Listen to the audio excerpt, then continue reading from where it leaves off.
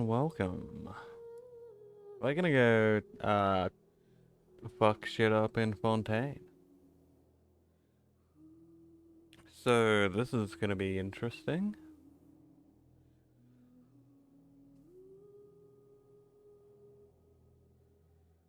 Cause we finally made it. Only took more than a year to do Sumeru. Oops.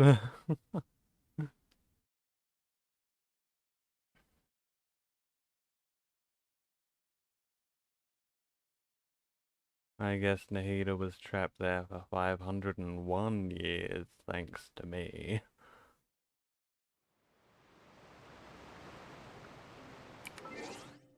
But that's okay.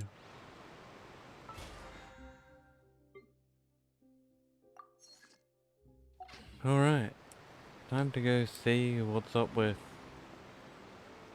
Farina.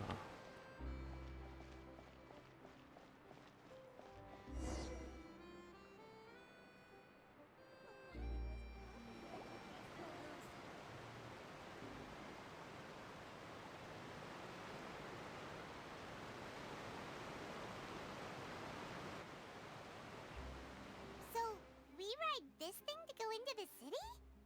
What an ingenious way to get around! People in Fontaine really know how to use water!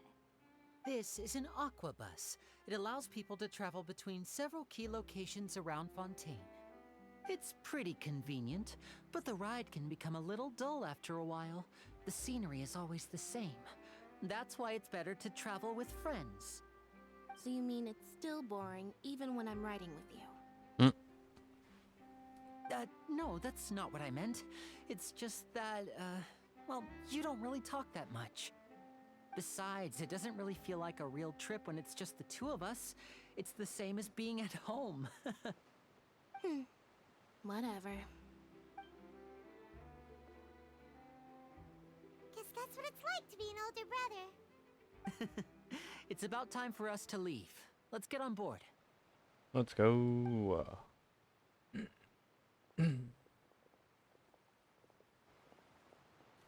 What?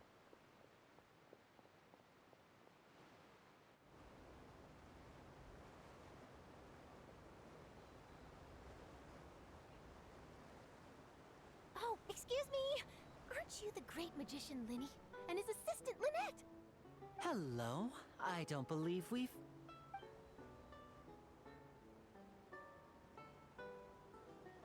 I'm Charlotte, a reporter for the Steambird.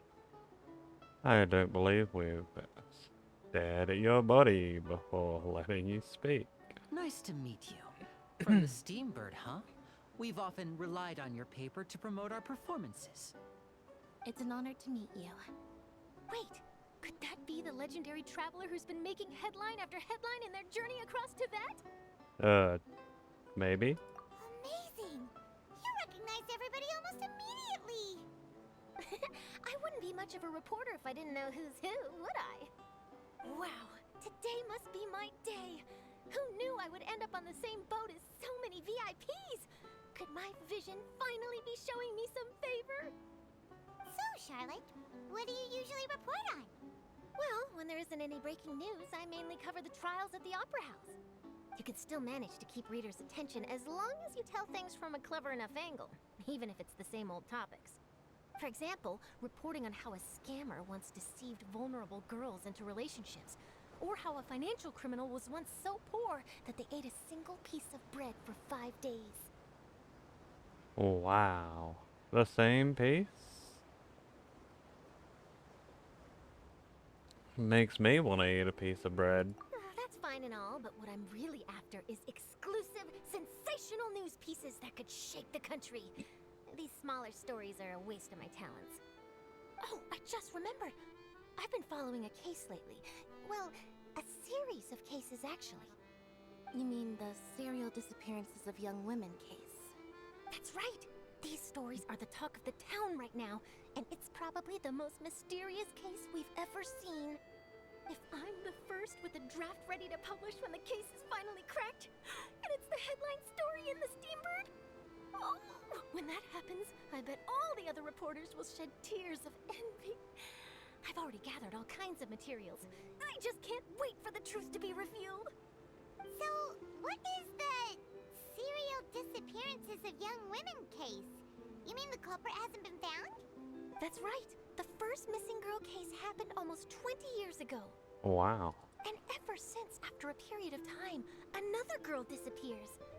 What the cases have in common is that the girls are all of a similar age, and that they've all vanished without a trace.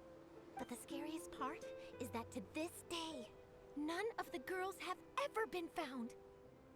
Many suspects have been arrested over the years in connection with this case, but shortly after each arrest, another disappearance would always happen.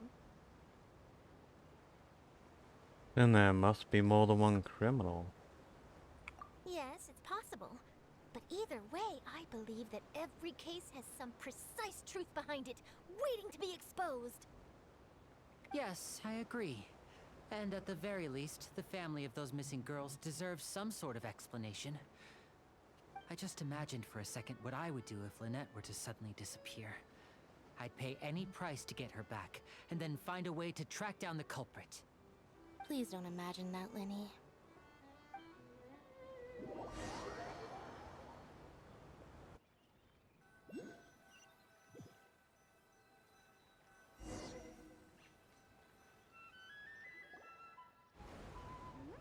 Hey, we're almost there! Look! Yay! Where are we going? The Opera House?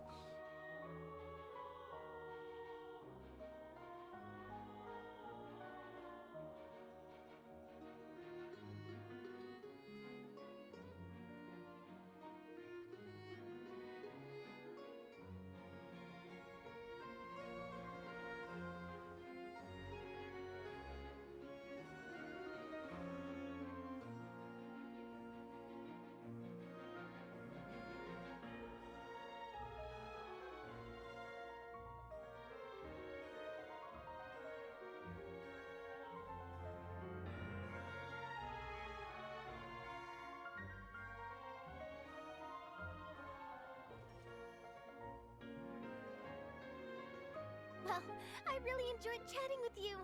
Life should be full of pleasant little surprises like this. Yeah, us as well. The ride went by too quickly. Ah, I have an interview to get to. I should get going before I'm late. Okay, Hyman hopes we can chat again soon, Charlotte.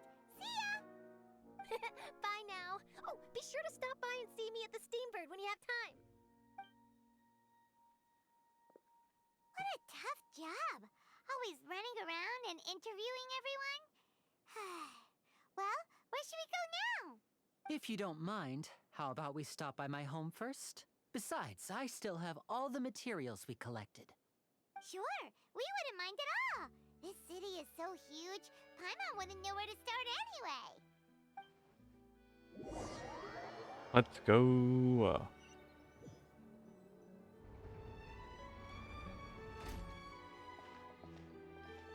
You live in a fountain? Huh?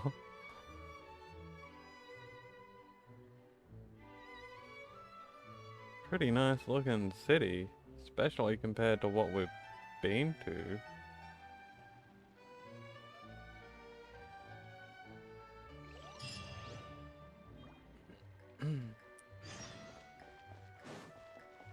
Away we go.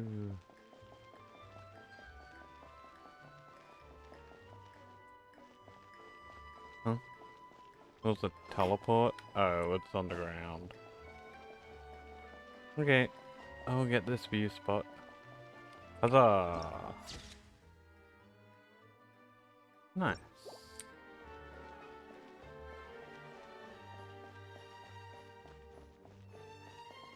There's another teleport, and it's up. Oh, I bet it is. Alrighty, we have already done our daily, I guess. There's a good chance I completed them, like, on my last stream.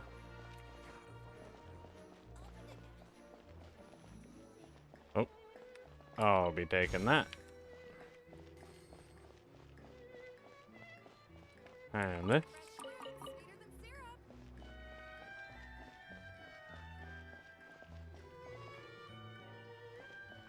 I'm just gonna go to the restaurant.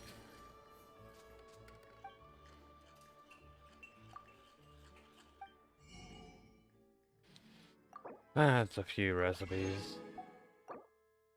Fonta. Hog.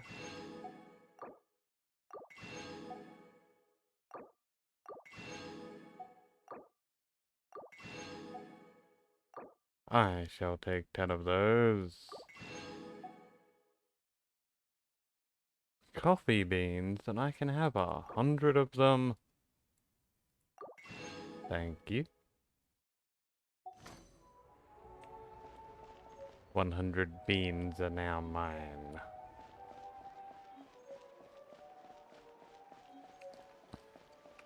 So you live... Oh, it's probably up. I'm gonna say they live under a bridge. This is our current abode. Ah, Fremine, you're home. Where did everyone else go? I have some new friends that I would like to introduce. Oh, they all just went out a moment ago. I see. Everyone is getting busier now that Father will be returning soon. I suppose that can't be helped. Allow me to introduce you to my little brother, Fremine. He is a phenomenal diver. Hello. Nice to meet you. Paimon is Paimon, and this is the Traveler.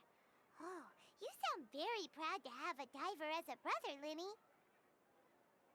What a talented family. Linny, could you come here for a moment? What is it, Fremine? Do you have something to tell me? It's alright. You go ahead.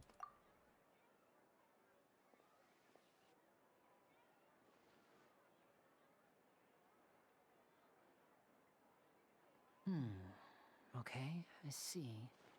Is everything all right? Oh, it's nothing. We were just discussing a little housework. Sorry for the interruption. Oh, before I forget, the Traveler and I collected more materials to make magic pockets.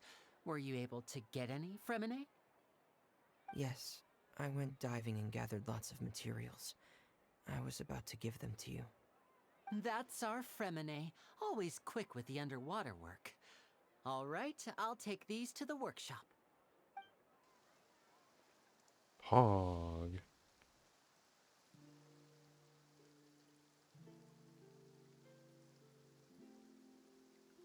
What's with him?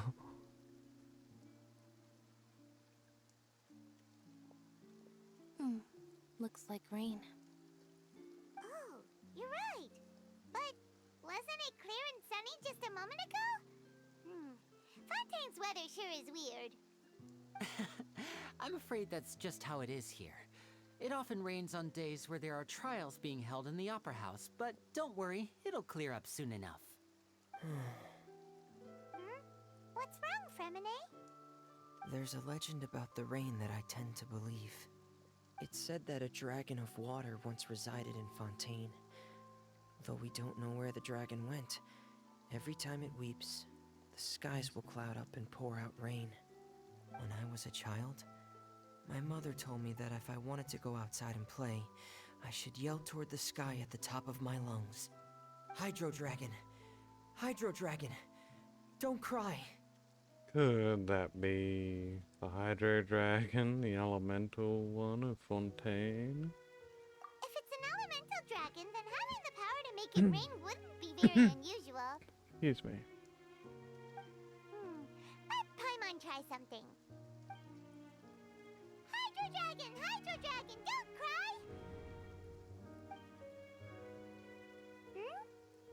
cry! Doesn't seem to be of any use. It is just a legend after all. You know, you might be a more popular magician if you understood the concept of romanticism. Or could at least play along. Sorry, it might be because we've never met the Hydro Dragon. Perhaps it can't be comforted by the words of strangers.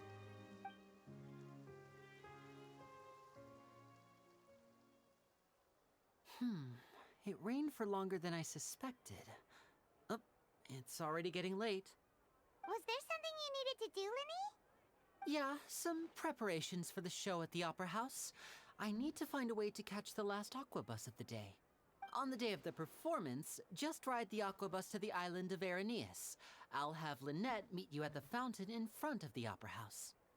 Too easy. Oh, are you leaving now? What is it, Fremine? I'm in a hurry. Oh, I get it. You feel nervous delivering the materials for the magic pockets, is that it?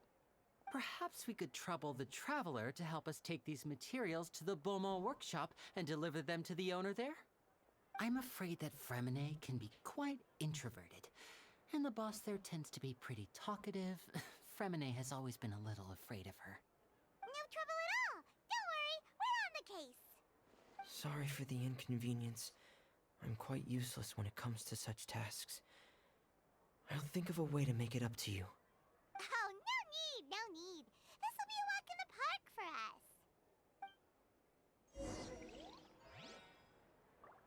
us. Alright.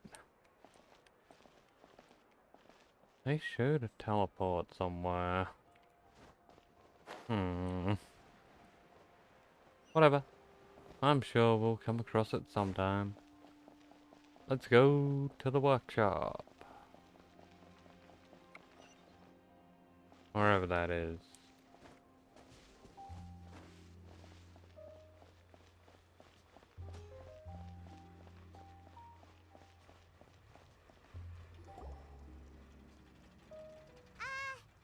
Hello? Is there anyone here? Oh, hello there. New customers? Looking to buy, or do you need something made? Or perhaps you're just looking for a chat with me. Oh no, we're just here to deliver some materials. Here they are. They're for making... what were they called again? Ah, these must be for Magic Pockets. I could tell right away. I've already made several orders worth now. Do we need to pay? No need. They've already prepaid several batches worth. When they told me what they'd be using them for, I even offered them a discount. But they insisted on paying the full amount, saying that I had a business to run. It seems both their hearts and their pockets are made of gold. Whoa. So, is Linny actually loaded? I can't say for sure, but who knows? Maybe there's good money to be made being a magician in Fontaine. Hey, is this machine what you use to make stuff here? It looks really advanced. Why use your hands when a machine can do the work? It would be a waste not to use the latest technology, and wasting is a kind of crime. But where does a big machine like that get its power from? Well, it's a little complicated. I'm not sure I can put it in layman's terms for you. But basically, everything we usually use here in the city is powered by indemnitium. It's a type of energy that's produced from trials. Huh? How can trials produce energy? Well, I'm not completely sure of all the details myself, but basically, when a trial is in session, the Oratrice Mécanique d'Analyse Cardinale harvests people's belief in justice Bruh. and converts it into energy to be used all around Fontaine. So that's what its other function is?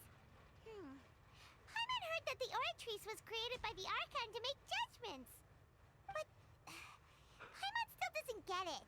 How could something unreliable like people's beliefs be turned into a stable power source for these machines? Well, Venti and Nahida both said the gods rely on belief to obtain power. Oh, yeah! So that means the Hydro Archon relies on the machine to take the energy created by belief and turn it into power for all of Fontaine, right? Even though I've never heard anyone really put it that way before, it sounds like it makes sense. Besides indemnitium, we have another type of energy called pneumosia. It isn't produced by the power of the Archon, but it is unstable by nature. Even now, it still cannot be widely used by civilians.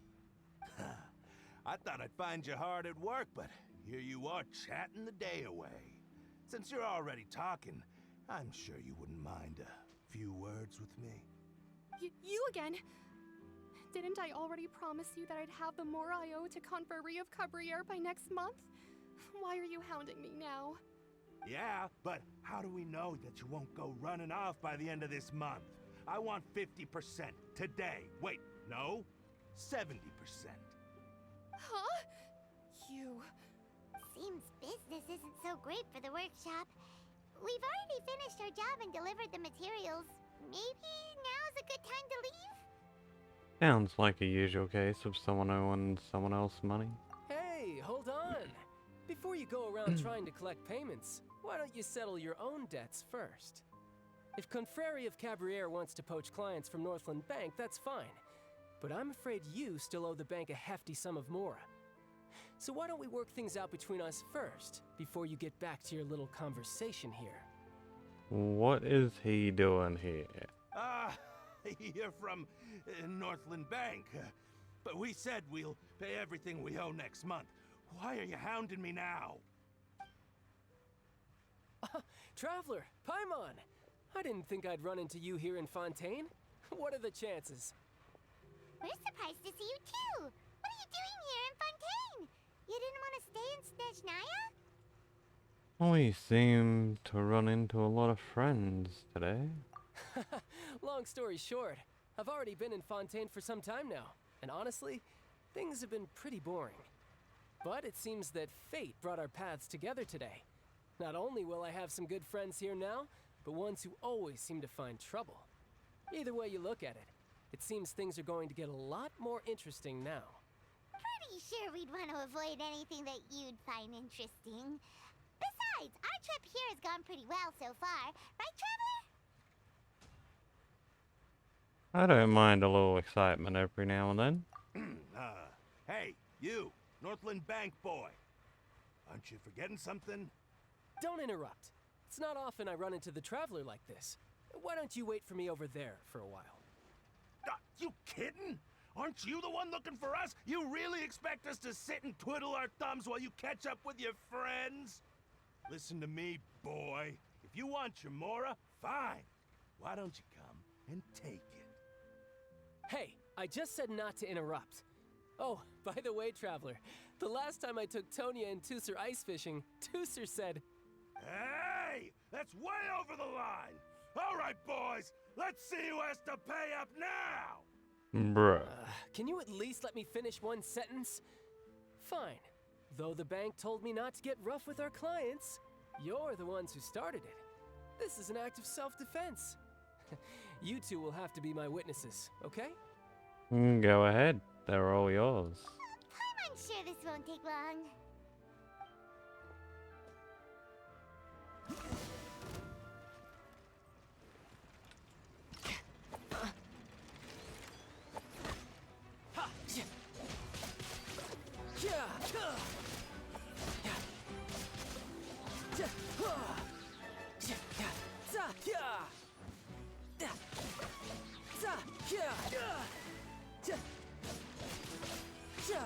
Brace yourself. This is gonna... This is gonna make you explode and What's turn your into deal, Barbara. bruh? How are you so strong if you're just a staffer from Snezhnaya's Northland Bank? Wait, don't tell me you're... Oh, now you notice. It's a little late, don't you think? Just make sure you understand that you don't mess with Northland Bank. Got it?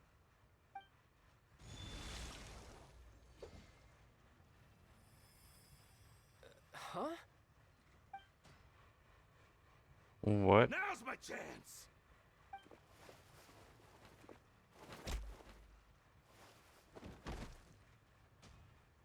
Huh. That was weird. This vision like stopped working, right? What just happened? I'm not sure. It's as if I suddenly lost control of my hydro powers when I needed them. Maybe there's something wrong with my vision? Strange. How in Paimon's ever heard of someone losing control of their vision. Never mind. It doesn't matter. If I want to stay sharp, I shouldn't be relying too much on my vision anyway. Besides, I always have my delusion in case I need it. Yeah, you're better off not using that. So what are you doing in Fontaine, child? And don't say it's work for Northland Bank. Well, I guess it's because I've been in a bad mood lately. Huh? What kind of reason is that? Wait, since when do you feel down about anything? I don't know. Maybe I still have a lot to learn about myself. But recently, there seems to be some sort of restless power stirring inside of me. And I don't know why, but every now and then I feel like I'm in a terrible mood. Maybe you losing control of your vision just now is connected with that power you're feeling inside. That is a possibility. So about this power, do you have any idea where it came from? I can't remember if I ever mentioned it before, but when I was 14, I fell into some unknown abyss. It was during that time I learned nearly all of my abilities. The one who took me under her wing and taught me was named Skirk. She was always quiet and very mysterious. Nobody knew where she came from or what she had been through, and she was always very strict when teaching me combat techniques. One time, I asked her why she was willing to take me on as an apprentice. From what I could make of her answer, it was because I had awakened it, and traces of it remained on me. She said that all my combat training would be useful in the future. But what is it? What did you awaken? She never explained that, but my guess is that it's related to a dream I saw when I had just fallen into that abyss. In my dream, I was in the deepest depths of the sea, and the boundless seabed was all around me. But in front of me appeared a whale that was so massive, I felt like I couldn't breathe. A whale? Oh, that sounds familiar! When we fought against you before, you summoned a huge whale that seemed to leap at us. Is that the one? That's just an abstract form of a whale that I create using my elemental powers. It takes that shape because the scene I dreamt of the whale has always been stuck in my mind. I'll never forget it. So you used the whale as inspiration for one of your moves? Huh.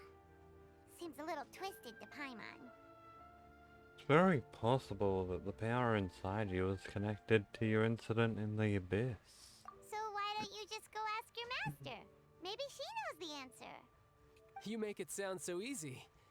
Ever since the incident I experienced there, I've never stopped searching for Master Skirk and that unknown abyss. But it's been years now, and I've still found nothing.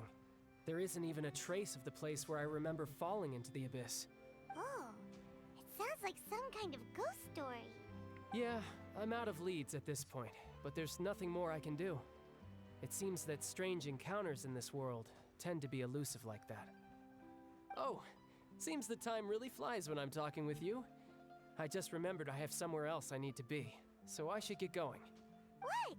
More work for the Northland Bank? No, it's more of a personal appointment. Lately, I've been sparring with some of Fontaine's official champion duelists whenever I'm feeling bored. Official champion duelists? You mean it's their job to duel? Yep, in Fontaine, before a criminal goes to court, they're given one chance to defend their honor by requesting a duel with an official champion duelist.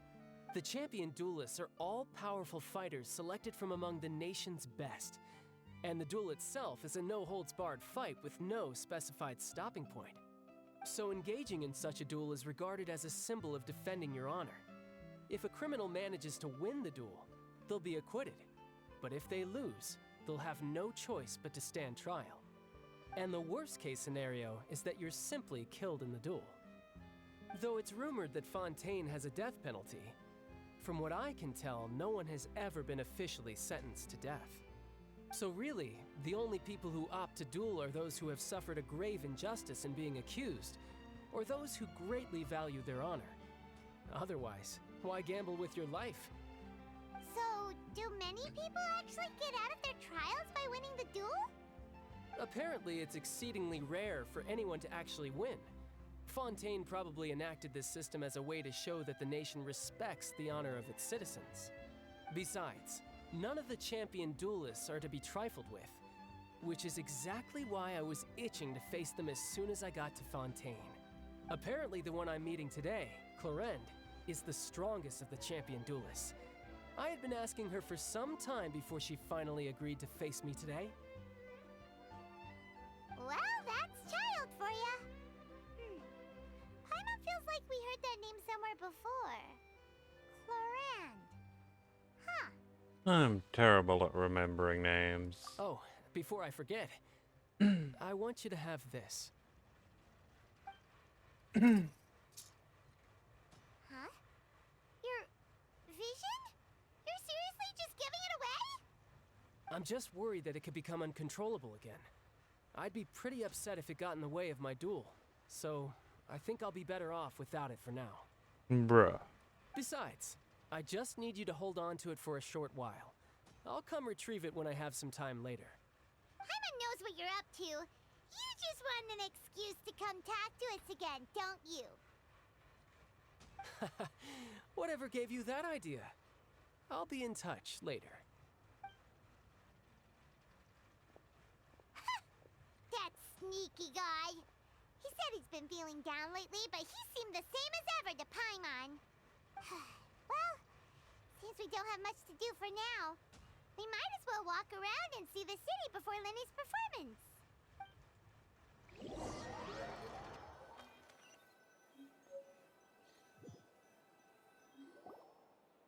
Wow! Who could have seen that coming? The reporter who was barely around for most of the story was the murderer all along! Hey, don't blurt it out, Paimon. Sorry. Paimon was just surprised, that's all. Paimon never saw that twist coming. The murder mystery novels here are amazing.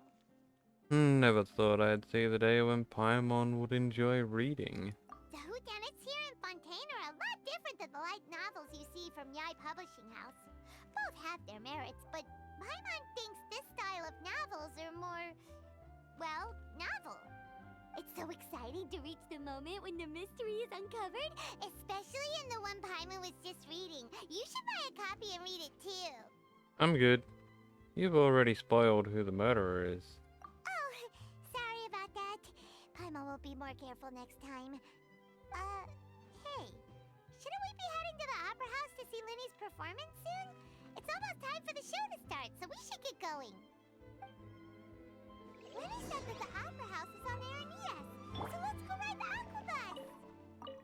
Yoink. Yoink. Bus. The bus. Let's go get on the bus. 800 meters away? Huh?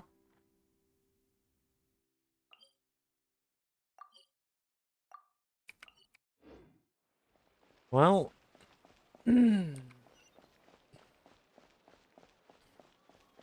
like we're supposed to ride an aqua bus, but still. It's not as if the game's really telling us where.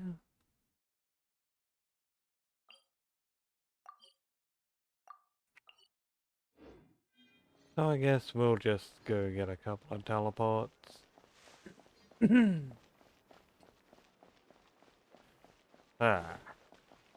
Excuse me, my throat is annoying.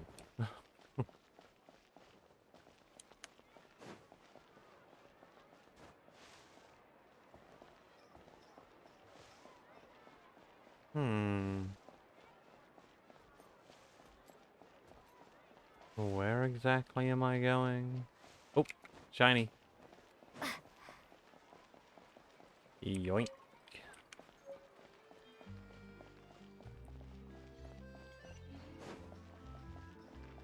Hey, Catherine. Ad Astra Abyssosk. Thank you for completing today's commissions. Here is your reward. Thank you.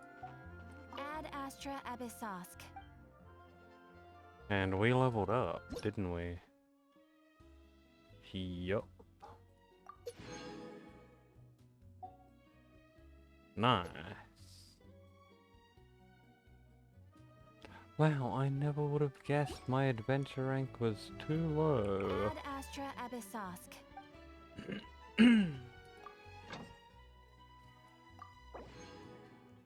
Collect everything and send everyone back out.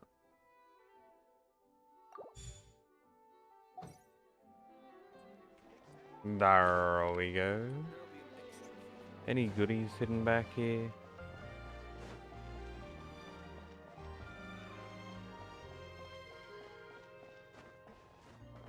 None.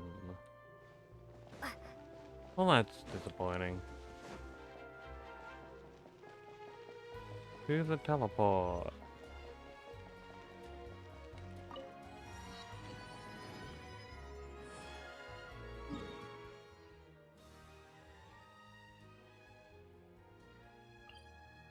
Oof. Well, it is on the way. I don't know how to catch a bus. I have to climb all the way up there.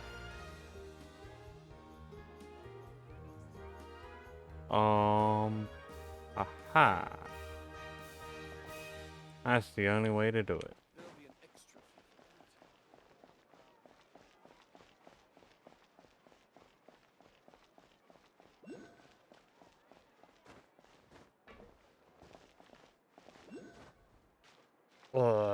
Up we go.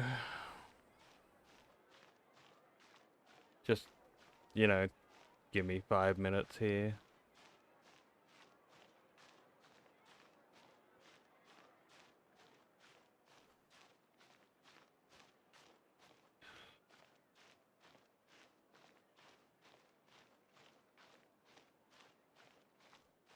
For a convenient city, this isn't the easiest place to get around.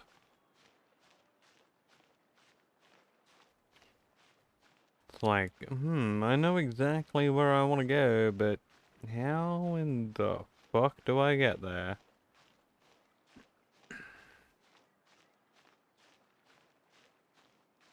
I mean, they could have just called this place Sydney. Except, no, Sydney's not as nice.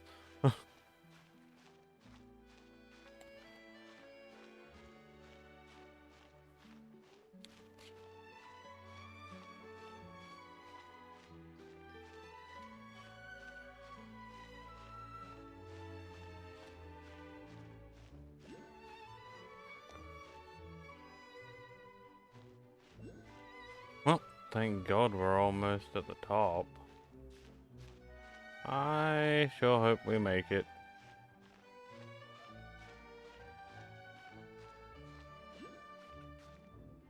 You fucked. Bruh.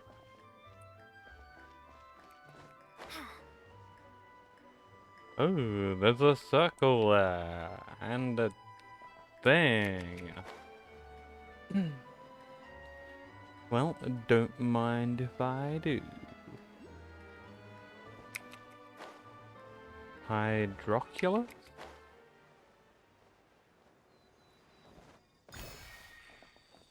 Yeah.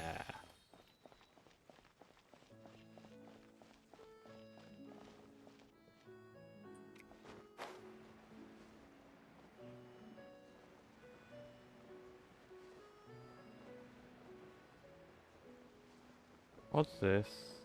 Water?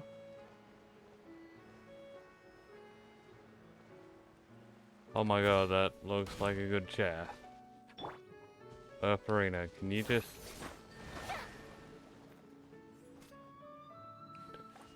Okay, do I want... I don't think I want to enter that. Honestly.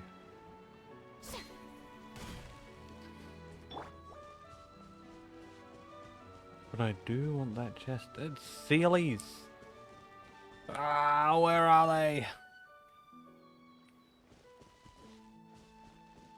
That's one. Propagate. Stop hassling him. Book alive.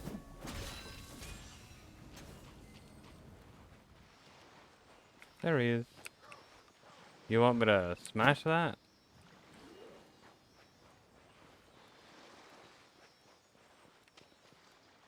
Eh.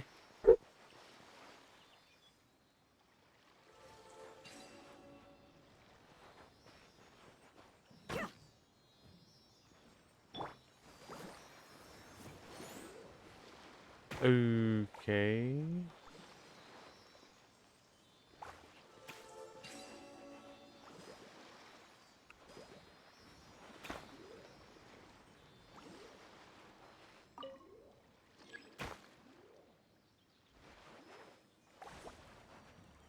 Oh, okay. So this is probably the thing. Go, Barbara, go.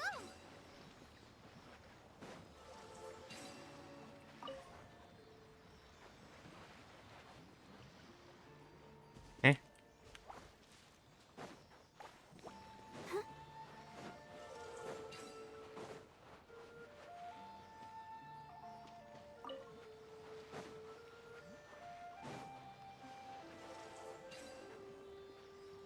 Come on, buddies. Do it. Hooray!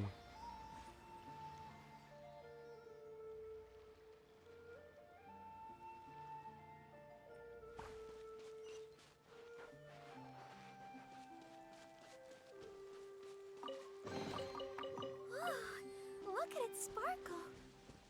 Okay, so they were unrelated.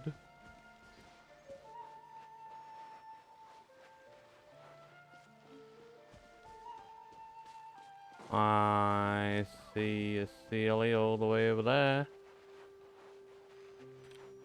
That's another real good chest. It is. Let's get it on. Get vaporized.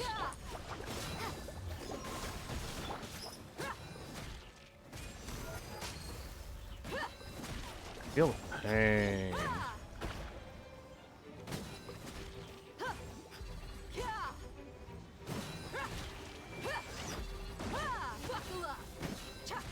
Okay. Maybe he's not really feeling any pain too far.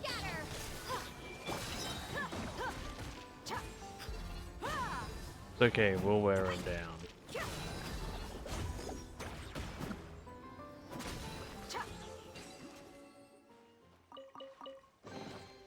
Well, how about that?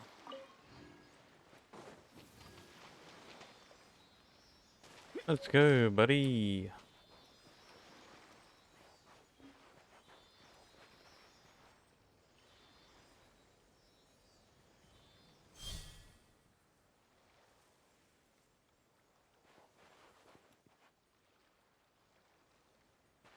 Alright, now we just need... Ah! One more.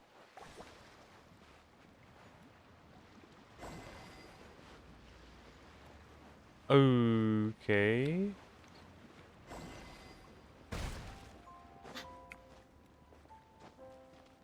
Ah! How fast do I have to be with that? God damn. But it's not related to a Sealy.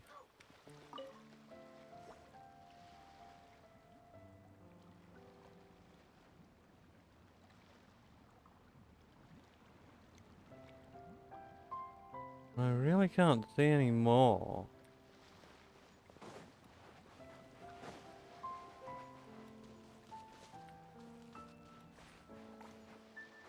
Oh, great.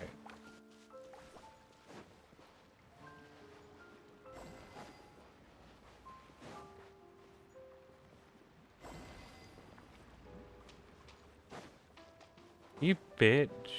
What's your problem, huh?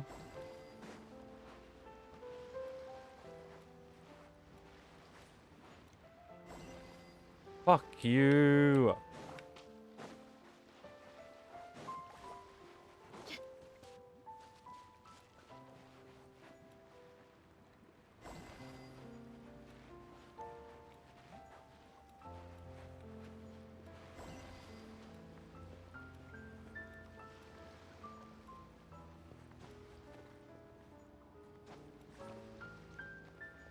Wow! I was so close.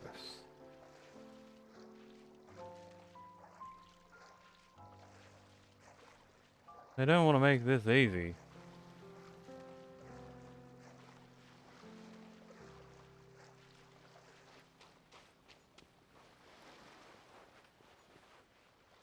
It's also not helping me find a Sealy at all.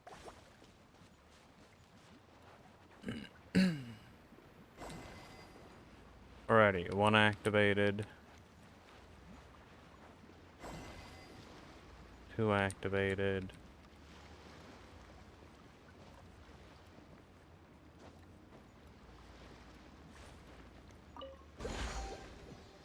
And it was a Sealy! Hey, why are you underwater? Kind of forgot that was a big Fontaine thing.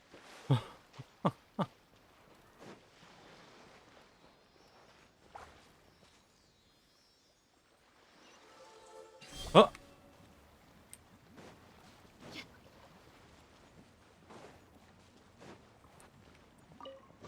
Hell yeah.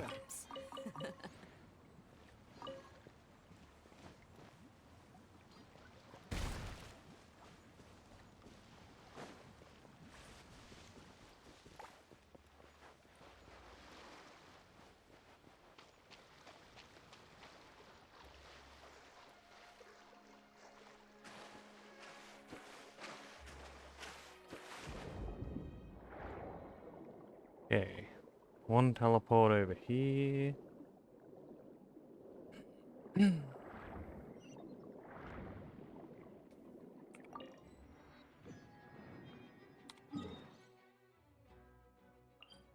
there's one here, which is on our way. I guess that one's more on the way, but whatever, it's not like we're in a rush. We got time to pick up a few teleports.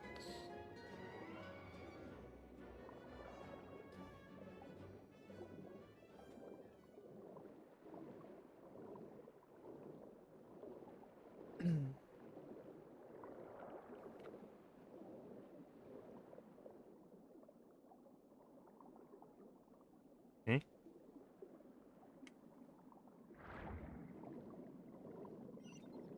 Oh, it's right there. Hog.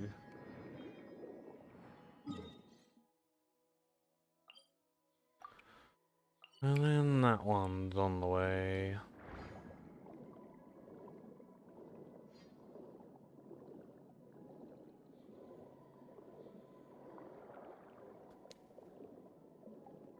So that one will be our last stop.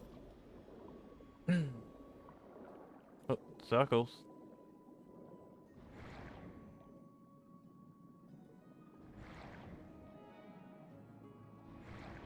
Hog.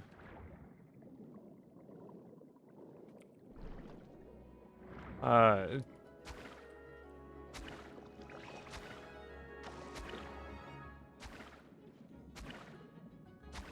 this is gonna be a long fight, isn't it?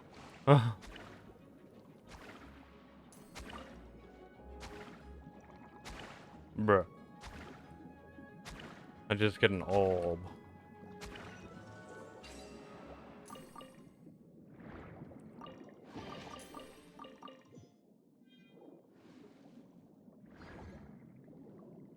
Challenge? I'll take it. Open chest.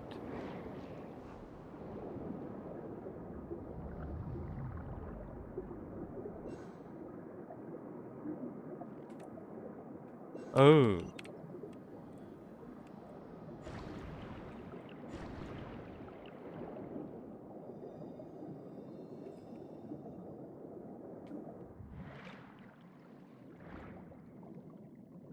Oh, don't mind if I do.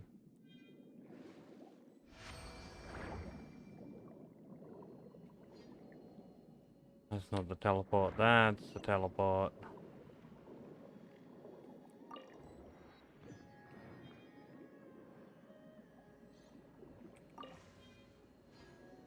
Okay, now...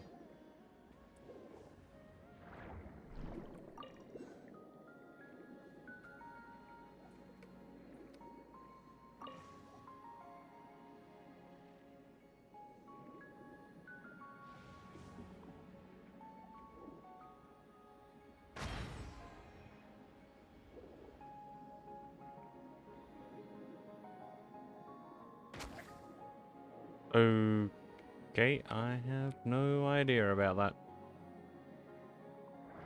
So I shall leave. Oh my god, there's another chest? And it's the same type of puzzle. Okay.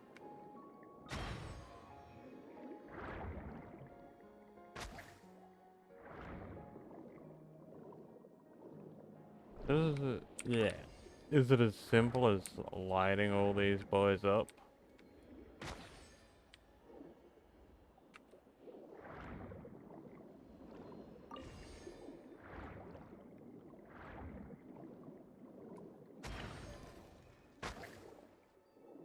Great, I shocked a fucking fish instead of what I wanted to.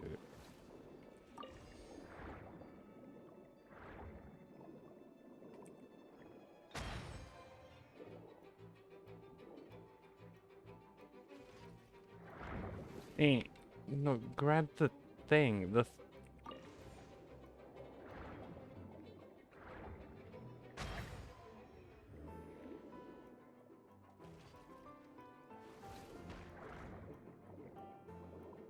This timed?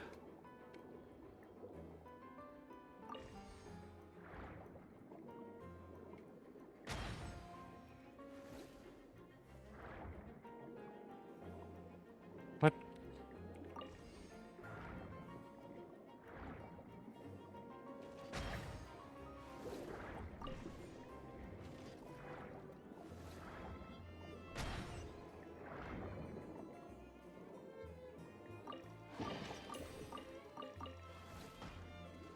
Okay.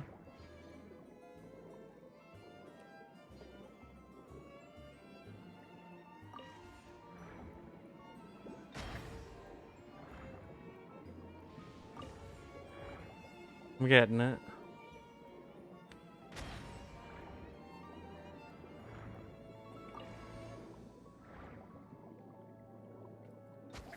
You stupid. Fuck off, fish.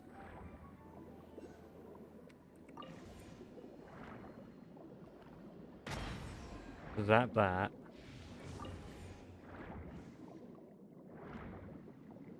Is that this?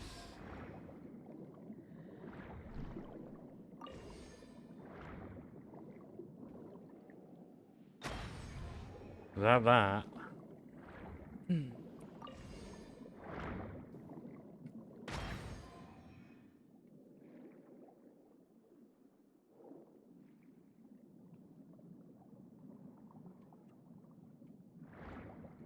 What's wrong with the other one?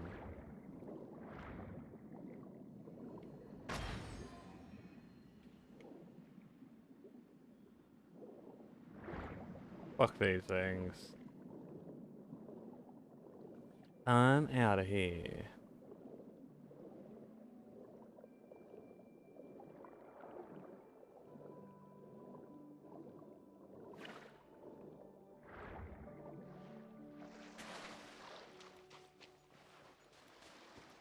Yoink. Yoink. Thank you.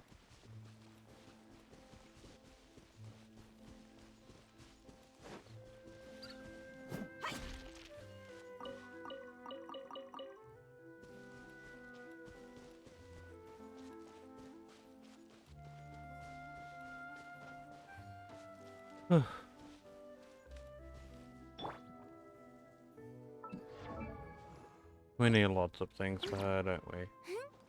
Yep. Oh well.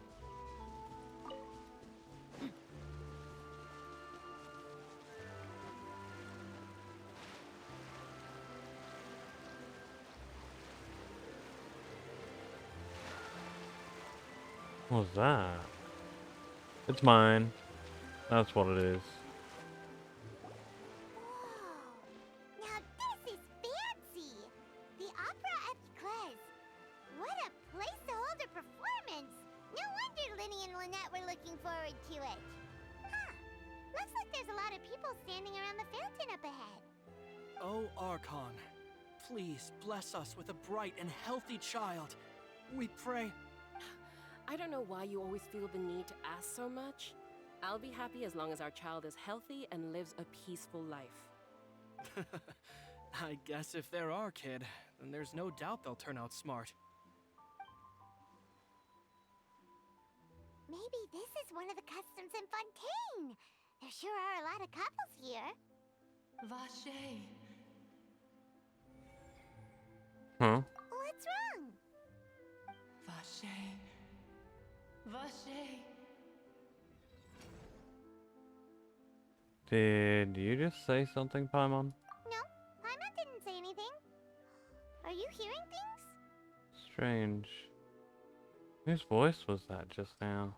Welcome to the Fountain of Lucine. All the water flowing through Fontaine converges here. It's customary for newlyweds to come here and wish for children. Lynette! You scared Paimon! When did you get here? Lenny asked me to wait here for you, remember? Right. By the way, Lynette, I seemed to hear a faint voice just now. What do you mean? There are a lot of people here right now. It seemed as if the voice was coming from the fountain. Hey, you're not trying to scare Paimon, are you? Besides, it's the middle of the day. It's not the time for eerie things. I see. I might be able to tell you something that could help explain the voice you heard. In fact, you might not be imagining things at all. I suspect that what you heard is a result of your hypersensitivity to the hydro element. Others in my family have had similar experiences. It's because of her sensitivity to the hydro element? But what would hearing a voice have to do with elemental power? When do you cry, Paimon? Wait, what? What does that have to do with anything? Just answer me. When do you cry? When Paimon's really sad? Oh, and when Paimon's super happy. Oh, and also when Paimon's really, really scared. Then you should understand that tears contain your most intense emotions. Like I just mentioned, the Fountain of Lucine is where all the flowing water in Fontaine converges. Even the tears that fall to the ground will eventually gather here. Oh, bonjour, bread boo. How's it going? So maybe what you heard was the intense emotion coming from someone's tears. I'm not sure whether I buy that. So, what did the voice say? It seemed to be calling out someone's name. Huh. If you were hearing their emotions, then Paimon wonders what happened to them.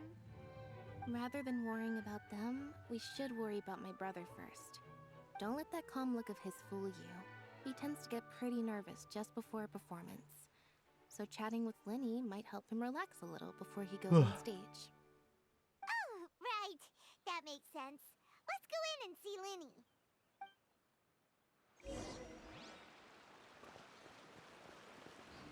Oh. We unlocked the fountain.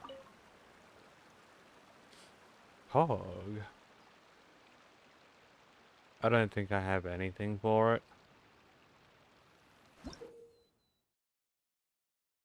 I do not.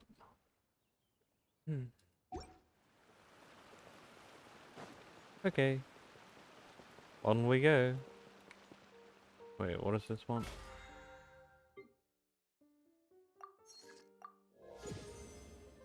Hog.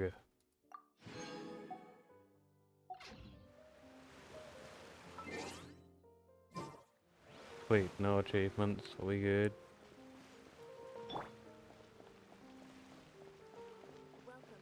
Small.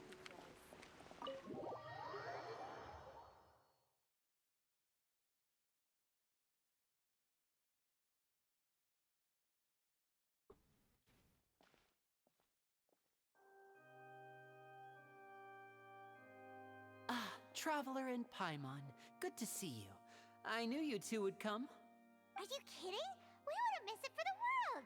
We've been looking forward to it. I can tell, judging by how early you've arrived. But you're actually right on time. The audience still hasn't started entering the venue yet, which means now is the perfect chance for us to take you to the best seats in the house.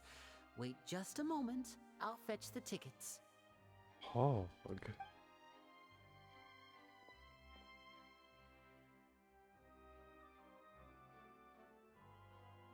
A little chat. The Opera House has assigned seating, so you always have to make reservations. I've already reserved your seats, and here are your tickets. Ooh, front row seats. Thanks, Linny. Don't mention it. There's no need to keep thanking me. Hey, Lenny! Could you come over here and take a look at this? Oh, I'll be right there. Seems there's an issue with the stage props over there. That's Cal, my assistant, calling me. I'll go lend him a hand. Yeah, Lenny's definitely the most femboy of the femboys in this game. I thought he was a girl when he was first released on a banner. I was so disappointed. Let's get busy. Yeah, we'll just go to our seats. You go ahead, Linny.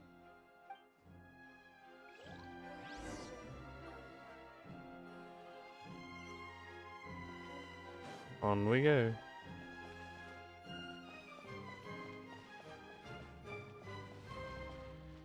Ooh. Oh, this is fancy.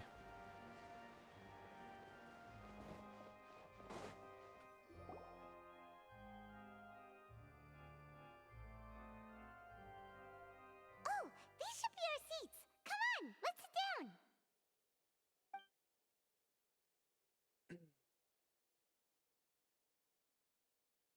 Paimon, you don't get to sit.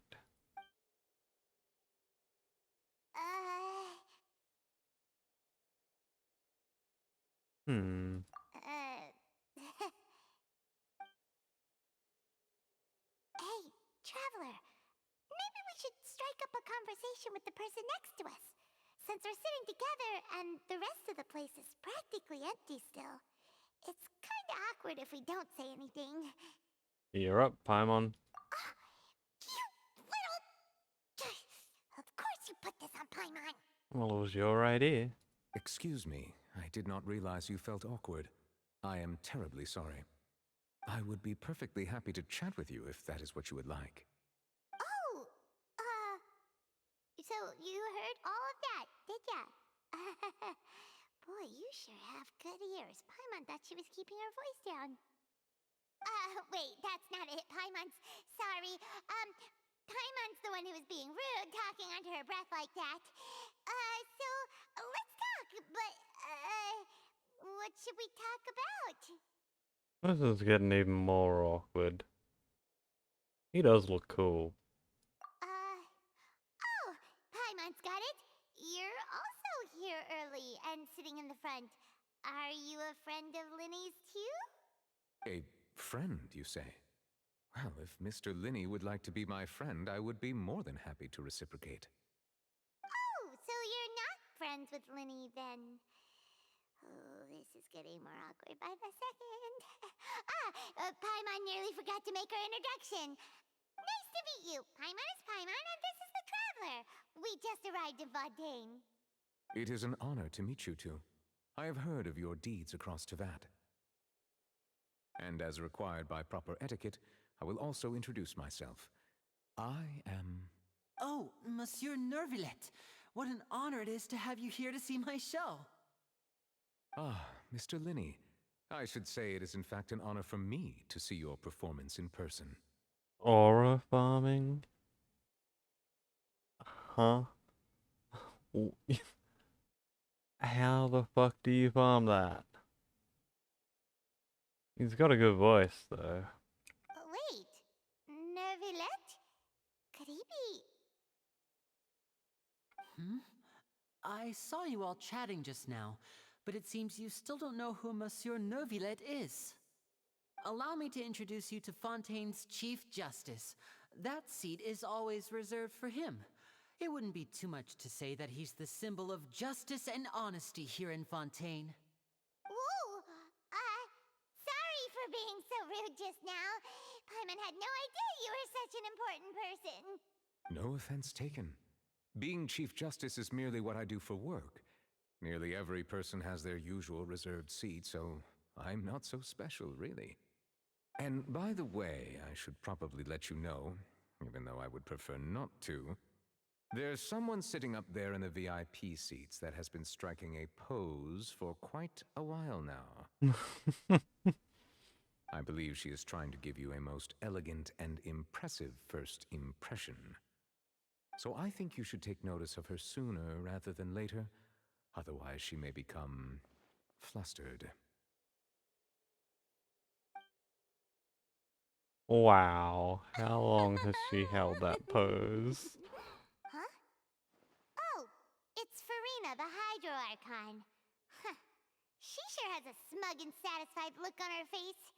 Guess she has no idea that you saw right through her act. Very good. That is for the best. No need to pay her any more attention. We may now enjoy the show. Huh? So is this what things are like between the Chief Justice and the Hydro Archon? Farina's amazing. All right, please wait just a moment longer. I've pretty much finished my preparations, and the performance will start as soon as the audience has made their way to their seats. Yay! The show's finally about to start! Paimon can hardly wait! Paimon's never seen a real live magic show before! Yeah, it was impossible to find the last Archons.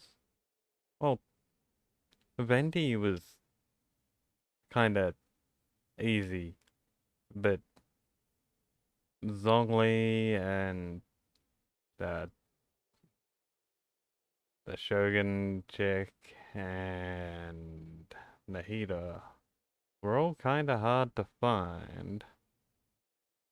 Now here's Farina, she found us like instantly as we walked in.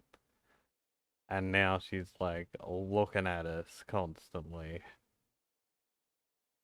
It's certainly new.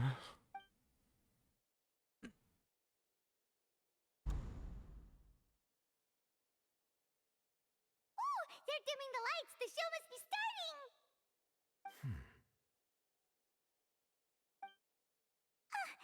Sorry. Paimon will try to stay quiet. Welcome, one and all, to the Opera Epiclese. I am the star of today's show, Linny. Let's go. And over here is my sister, Lynette, who will be working as my wonderful assistant.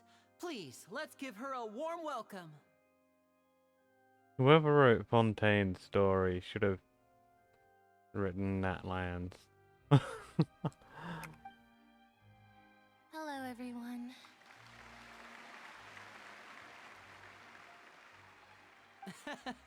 I know she may seem to be a little sleepy right now, but that's just a sign that she's nervous.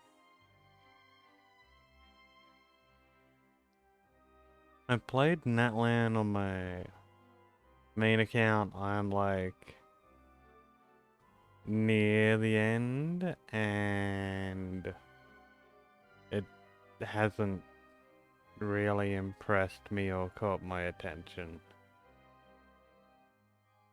It's been rather meh. Like, it's not bad, it's just not good. Even the Archon in that land is kinda... Well, she exists? Whatever. Yeah, that's the emotion right there.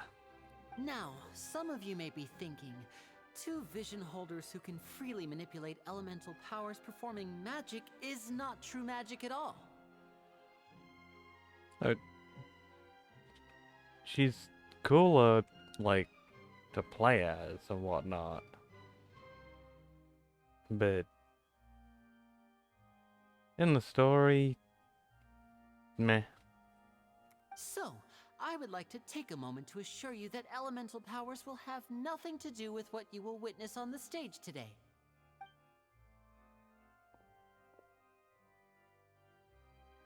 Both Lynette and myself have removed our visions for the show. That way, even the gods won't be able to help us. Oh, good point. That's what makes the show real magic. Now, without further ado, let the show begin. Lynette will now exit the stage to make some preparations. I know you might miss her, but don't worry. She'll be coming right back on stage momentarily. Perhaps in an unexpected way. I'm sure she'll be stealing the spotlight soon enough. Oh, and before I forget, there's one more thing I should say. You never know what can happen in the blink of an eye. A magician's greatest skill is making things disappear or appear. The possibilities are endless.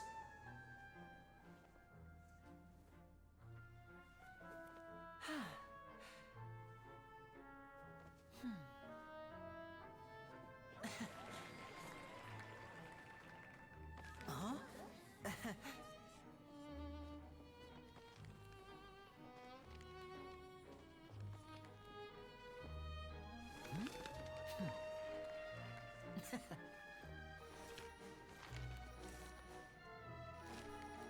But this isn't what you came for. These little tricks, you've seen them all before. So it's time for something truly extraordinary, don't you think? This one's a little tricky.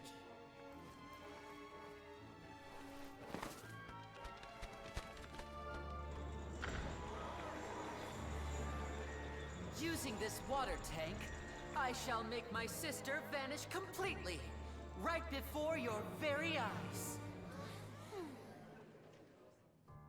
Hog?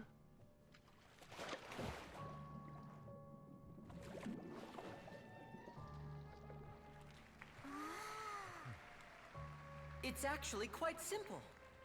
She'll just turn into air bubbles and float right out of the top.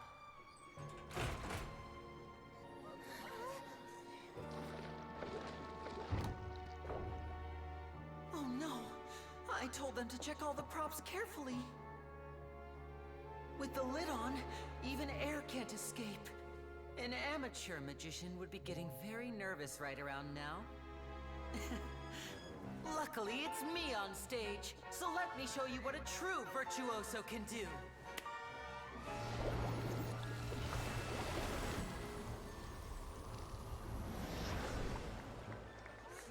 She's naked. Let's go. Lynette, are you still there? Don't go too far. We don't want to use up all our magic. Hi, I'm back. Uh-huh.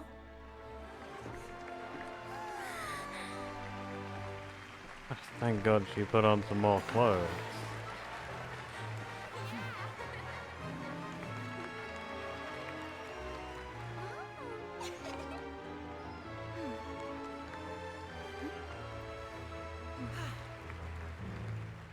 And come on, Brad, that was definitely the focus.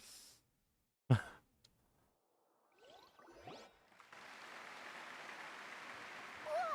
What in the world just happened? How did he do that? Hyman didn't see him do anything! Wasn't Lynette inside the water tank? How did she disappear and then reappear out of nowhere? What a show.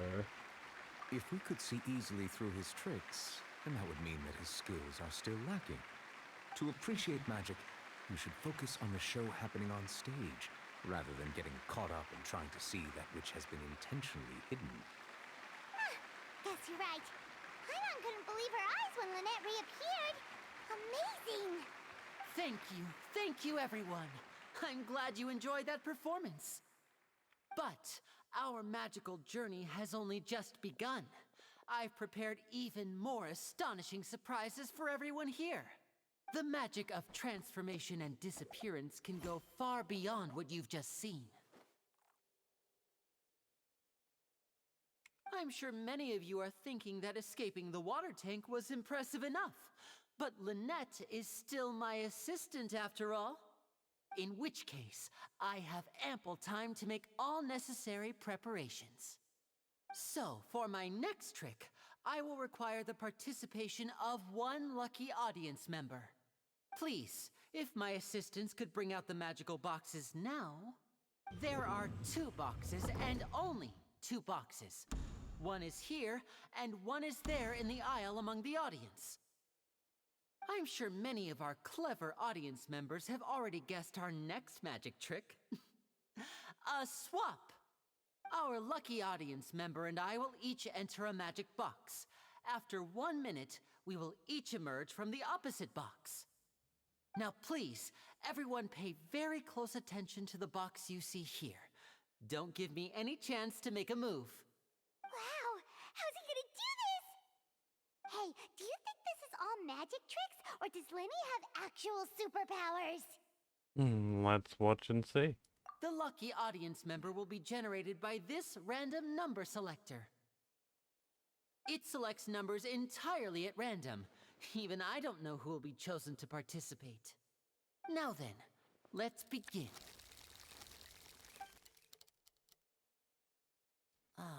Let me see. Oh, row 7, seat 3. Congratulations! You now have the chance to experience magic firsthand for an entire minute.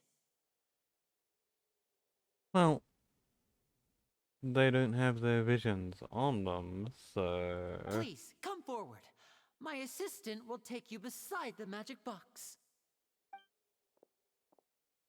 I'm sorry, it might be a little cramped inside, but no need to feel nervous. We've carefully arranged everything for you to be as comfortable as possible. You don't need to do anything, but no matter what strange things may happen, don't come out of the box. If the magic is interrupted, who knows where you might end up? You might even find yourself in the Fortress of Meropide. Oh, okay. All right. Before I enter the magic box, there is one more thing I need to ask the audience to do. Could you all give me a countdown? Like this. 60, 59, 58. Just keep counting down. You can go a little faster or slower if you like. I won't be able to see anything in the pitch-black box, so I'll be relying on your voices to know when time is up. Oh, and no tricks now. If you quickly count from 60 in just 30 seconds, then I'll be in a tough spot.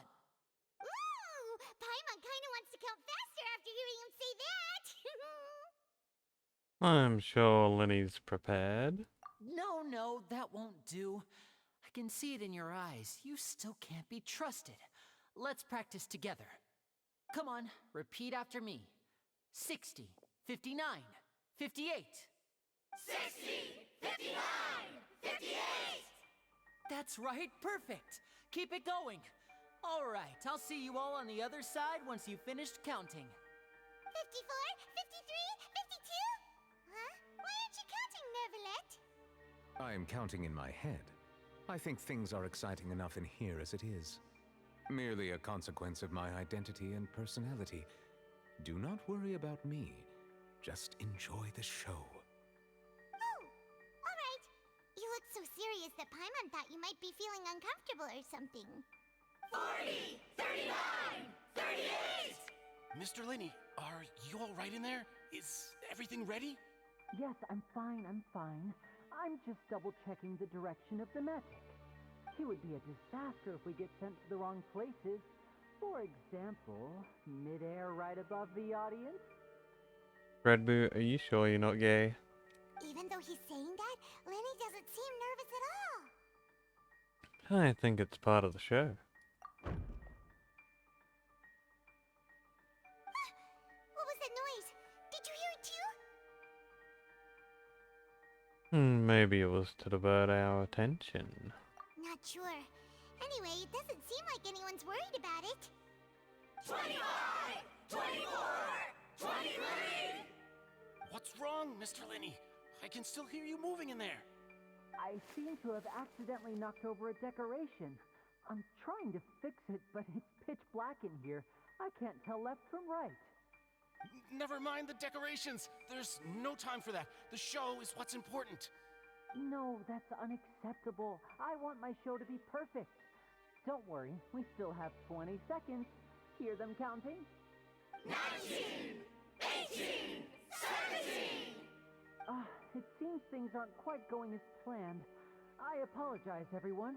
It feels like you're all starting to count faster, but that's all right.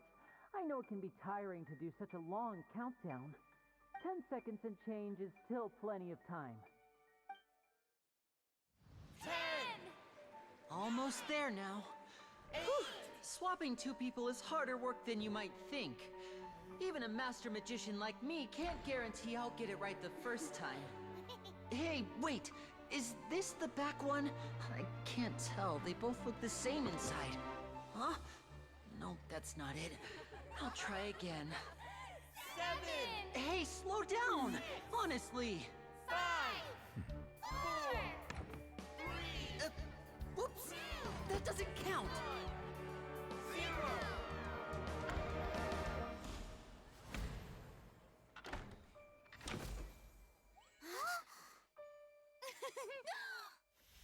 Ta-da! Nah.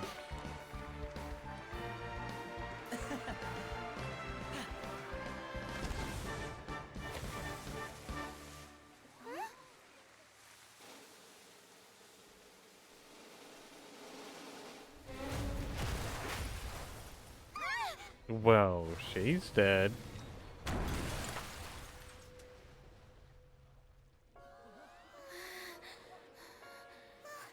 What happened?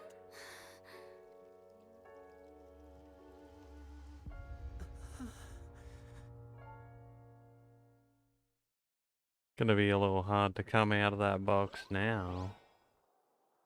Huh? Is this part of the show? Mr. Lenny, you're going to use magic to fix the stage now, right? What happened? Oh no. Maybe this isn't part of the show. The girl was still in that box, right? This performance is over. Medical staff with me. Guards, secure the scene and detain all the performers. Seal the exits. No one is allowed in or out at this time. Yes, that's right. If this was just an accident, then we must investigate the cause. But if this was all part of some scheme, then those accountable will not escape the judgment of the God of Justice.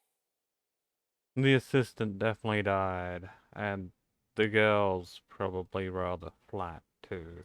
No need to be alarmed, you two. We'll get to the bottom of this soon enough.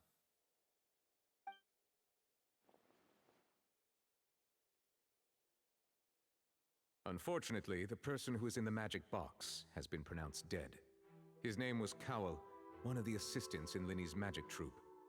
Apparently, the fireworks on stage ignited the ropes that were suspending the water tank, which then caused the tank to fall onto the stage. As of now, we are still not sure why we found Cowell in the box, rather than the guest from the audience. And after an initial search of the area, the guards have confirmed that the girl is nowhere to be found. It appears that this incident was not merely some mishap with the performance. And there are many indications that it is connected with the case of the serial disappearances of young women. The serial disappearances case? That's the case that Charlotte mentioned before. And to pull it off like this in front of an audience, including the Archon and Chief Justice? I know. truth. I can see through the whole thing. Really, using such a shallow and obvious mystery as his finale. Did he really underestimate us that badly?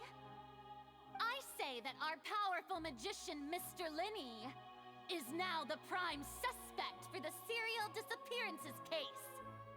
Huh? Why me? This whole thing was an accident.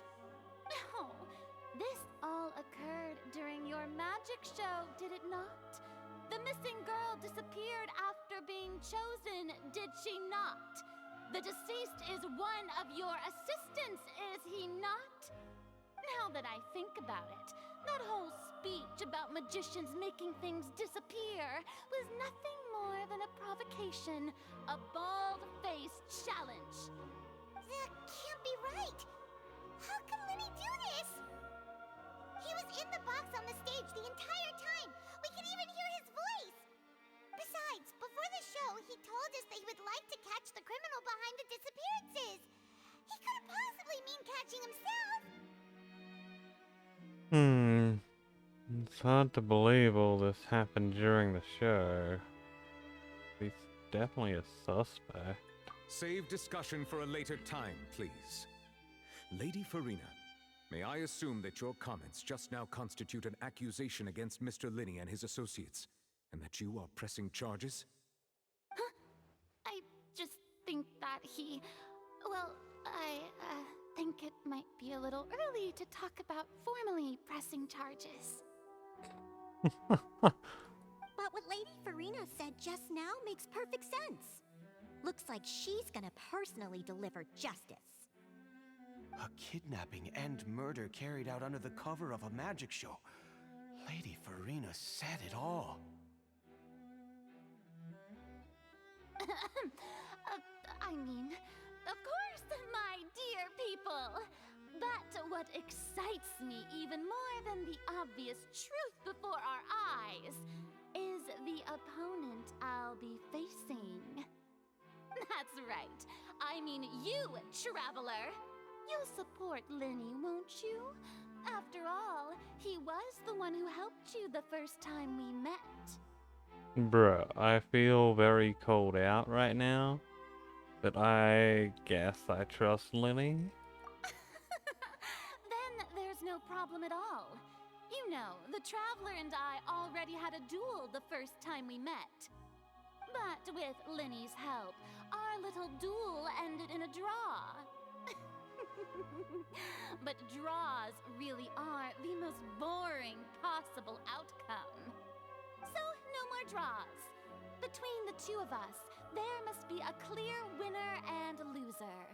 And what better place to hold such a riveting showdown and decide the true victor than here, on the grandest of stages, the Opera Epiclese. Huh? It wasn't a draw. She obviously lost last time. I understand. Charges have now been pressed, and as such, a trial is in order. Well, Traveler, seems Lady Farina has set you in her sights. But putting her dramatic rhetoric aside for a moment, I would like to ask you, are you willing to act as Mr. Linney's attorney and defend him in this case? Yes, I am. I'm totally a qualified lawyer. Very well. The trial will be held a day from now in the Opera House. Both sides may investigate the scene to build their cases and search for the truth. Linney and his troupe are all potential suspects and shall remain within the Opera House. The audience may begin to leave in an orderly fashion once they have been cleared by the guards. A day isn't that long. Let's see what kind of case this big shot Outlander can build in such a short amount of time. I'm really quite looking forward to hearing it. Look, there's only one femboy I really like, but that's really not the point here, Brad. Sorry about everything that happened just now. Were you frightened? Of course! Who wouldn't be scared after witnessing an accident like that? Yeah, I'm a little shaken up myself. How could this happen? And poor Cal. I know you already claimed that you would defend me, but now it's just us talking. Tell me, do you think I could possibly be the murderer? Red, you're right. Fucking first guess.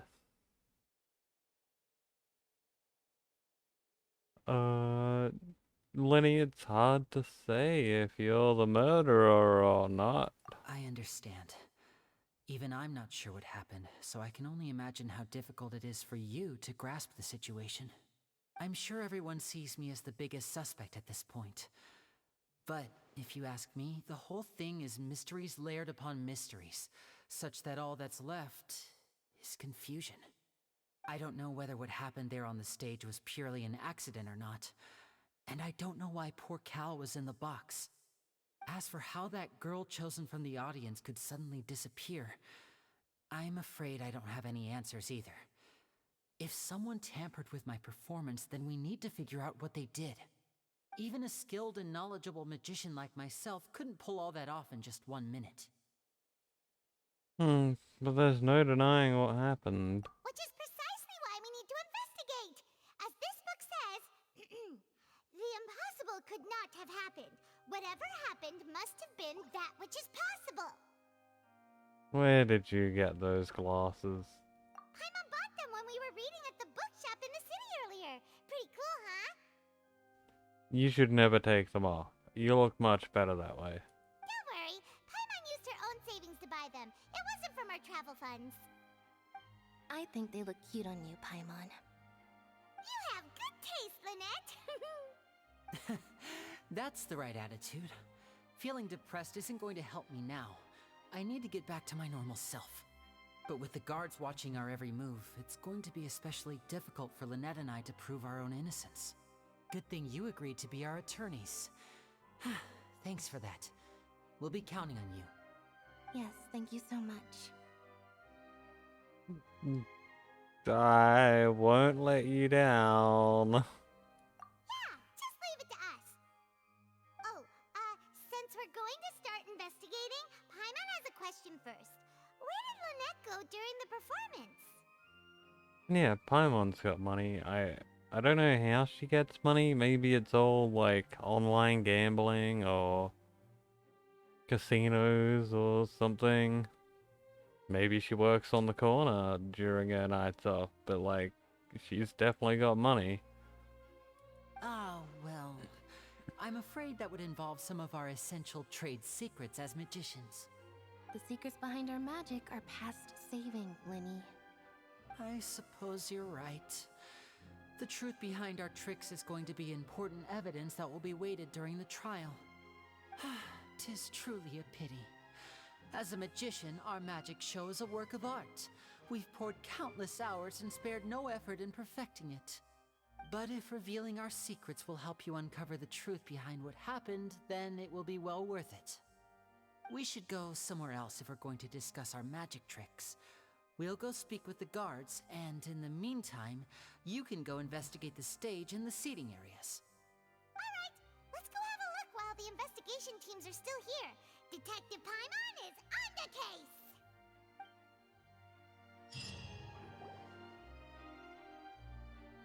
Hello, officer. How's the investigation going? Well, Lenny and Lynette's attorneys. Ah, I see. You must be the traveler that Lady Farina mentioned. Listen, I'll be perfectly honest with you. I'd avoid getting mixed up in this whirlpool of a mess if I were you. Huh? What do you mean? Bruh, it's not like we can say no to an Archon. Come with me and you'll see.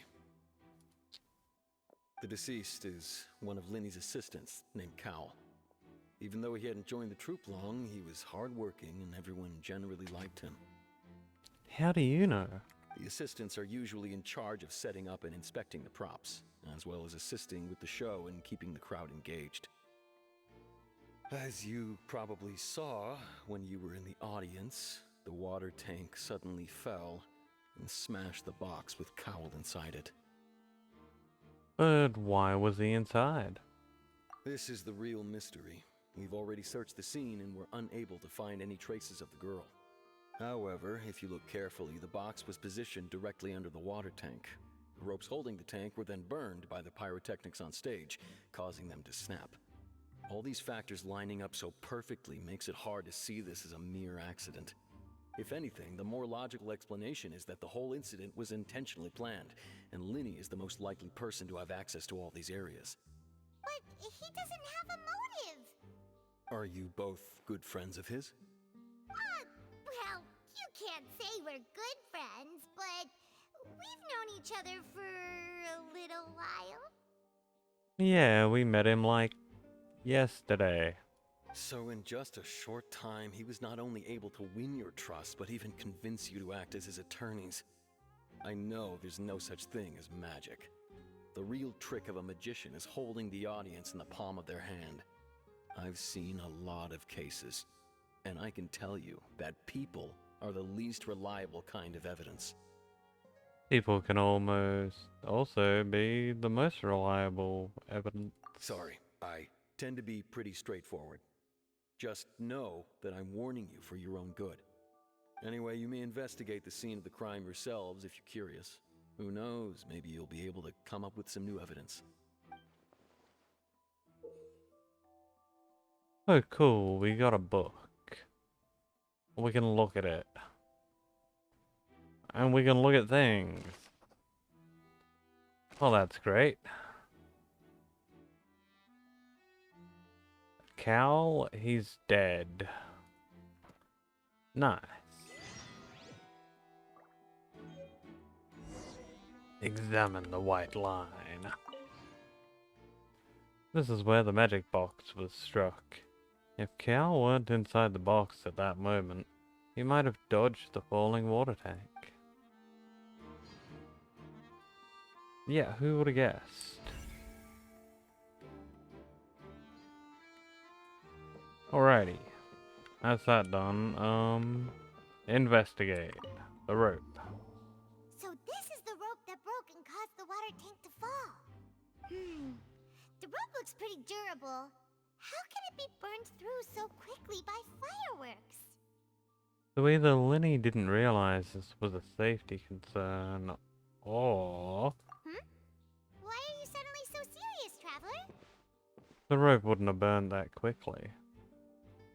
I'm just looking at where it snapped. Whoa. Look! This bit is made from different material! Most of it was burned away, but there's still a little bit of it left. Seems to be flammable. Like a type of flash cotton. Huh. So if a rope meant to hold something was made with that kind of material in it, then that means... Wait! Why don't you write all this down? Let's take notes! Special rope. Made of flammable material. Yeah, that makes sense, because even soaking a normal durable rope in, like, petrol wouldn't do it. Oh, this guy's a clue. Hello, Maurice. Hello there! What are you investigating? Oh, this location has also been cordoned off because the Magic Troupe members are currently considered prime suspects. The investigation team is still collecting evidence. The seats were all booked in advance, so we were able to deduce the missing woman's identity by checking the guest list. Well, Lenny and Lynette's attorneys. Could you tell us who she is? Sure, it's not like this is confidential information. We will publish it later anyway when we petition the public to help us find the missing person. Her name is Halsey. She's a painter from Fontaine who's made a bit of a name for herself. Apparently, she wasn't a regular at the Opera House, but she'd been feeling some pressure with her work lately, which made her decide to come see the magic show. The Magic Troupe members all claim not to know her. We have looked into her social connections. It seems that she has no personal grievances or conflicts of interest with the suspects. Simply put, she wasn't related to the Magic Troupe at all, which matches the features of the previous serial disappearances. Were the victims of previous cases also chosen at random? That's how it seems to us, in any case. Apart from the fact that they were all young women of around the same age range, there really weren't any other connections between them. Okay then. Thanks for letting us know. No need to be so formal. If you do happen to see the missing girl, please be sure to contact us. It is of utmost importance that we get to the bottom of these disappearances.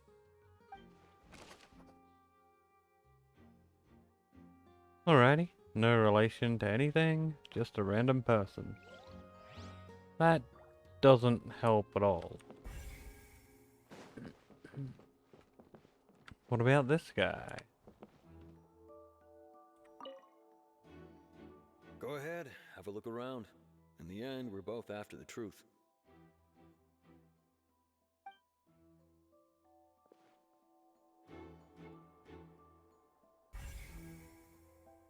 Well, he didn't help at all. Damaged magic box. The broken magic box was left on the scene after the guards completed their investigation. Looking at it now, the water tank must have struck it really hard.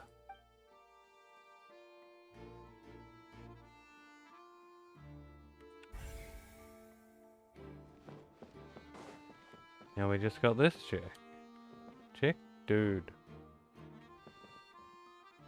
This dude. Hey, Quentin. The investigation team has some new findings. Turns out there's an issue with the random number selector after all. See, I told you. What if the machine picked some big guy's seat? You think the murderer would have still made his move then? Sorry to interrupt, but we're helping Linny and Lynette with their side of the investigation. What were you saying about the number selector? There's something wrong with it? You're trying to help them? That'll be a tall order. Linny used the machine to pick a random member of the audience during his performance, right? The lucky girl that later disappeared. Well, we thought there might be a serious problem with the machine, so we had it taken away for further inspection. It turns out that the seat number it picked wasn't random at all. The machine picks that same number every time. I'm sure you already know that you have to make a reservation in advance to get a seat, regardless of whether it's a trial or some performance. In other words, Linny knew who would be sitting where from the very beginning. That much checks out. Linny reserved our seats for us too. Bet you see why I was saying it'd be tough to make a case for Linny. Thanks. Sorry to bother you. Even though it's bad for Linny's case, Paimon had better write it down. The random number selector is not random. Or it was tampered with.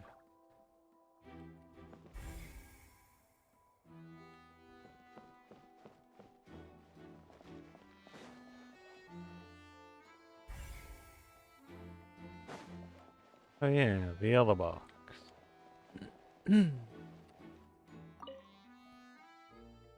Looks like an ordinary box, but Linny somehow moved instantly from the one on the stage to being inside of this. How'd he do it?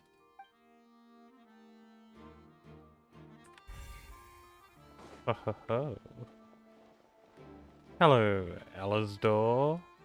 Isildur. I see that you're investigating the area. Well, it just so happens that I'm interested too. If you find any new and interesting leads, be sure to share them with me, alright? We don't have too many thoughts yet. Then why don't I tell you my hypothesis first? The way I see it. And I'll start it with that loud thud. The thud? Oh, you mean the sound that happened during the countdown? Yes, exactly. It wasn't terribly loud, but I suspect that most people heard it. It's just that everyone was awaiting the results of Linny's trick with bated breath, so no one paid it much mind. But now that the incident has happened, the thud has become an important clue. That makes sense. So, what do you make of it? I'm of the opinion that it may have been the sound of Linny's accomplice, Lynette perhaps, jumping atop the water tank or something like that. And when the pyrotechnics went off, she cut the rope, sending the water tank crashing down. But Wasn't the noise we heard too loud for that?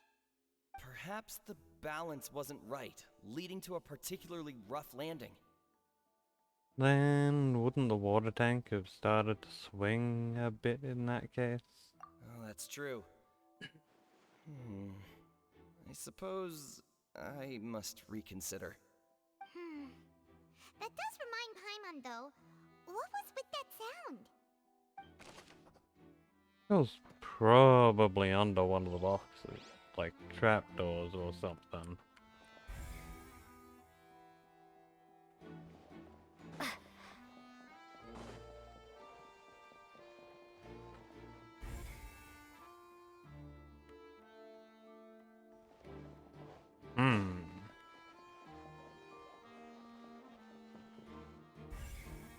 Haha. Molly. When he's still talking to the guards, it seems he'll have a lot of explaining to do. I think someone will be assigned to monitor us later, but that's alright. Okay, what about all the way over here? Nothing.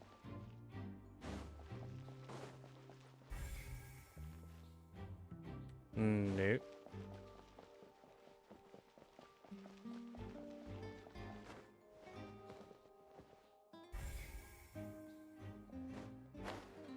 Those last clues well hidden.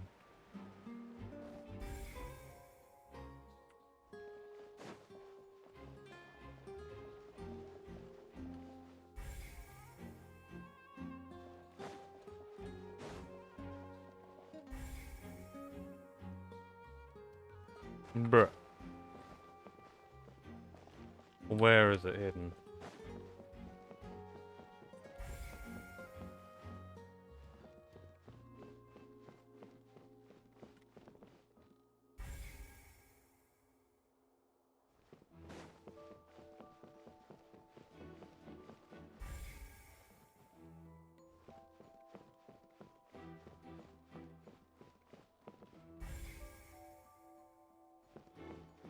Where?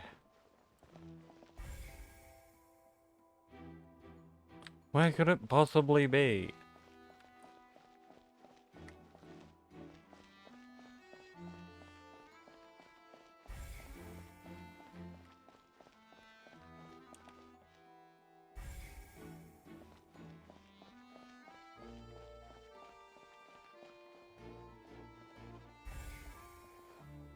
Like, I thought her seat would have been a clue.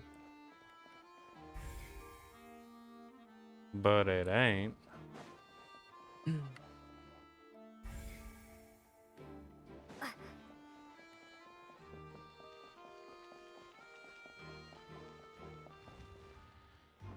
Oh.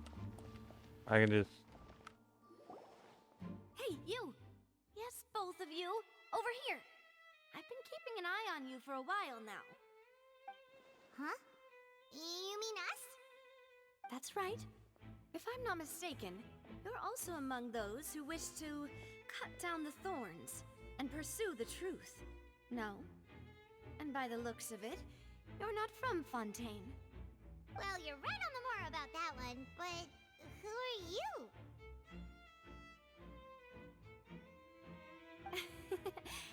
Have you never heard of the Spina di Rosula? Why would I have? From mediating disputes and providing protection to solving conundrums, you name it, Spina di Rosula does it. And I, Navia, have the honor of being its renowned president. Nice. Though those who play by our rules call me boss. I'm Silver, her attendant. Pleased to meet you. Nice to meet you. And I'm Melus. Demoiselle's various daily needs and affairs are under my purview. Huh? Boss? Demoiselle? What gives with the names? Well, I am the second-generation president. Melus and the others are still used to my previous title.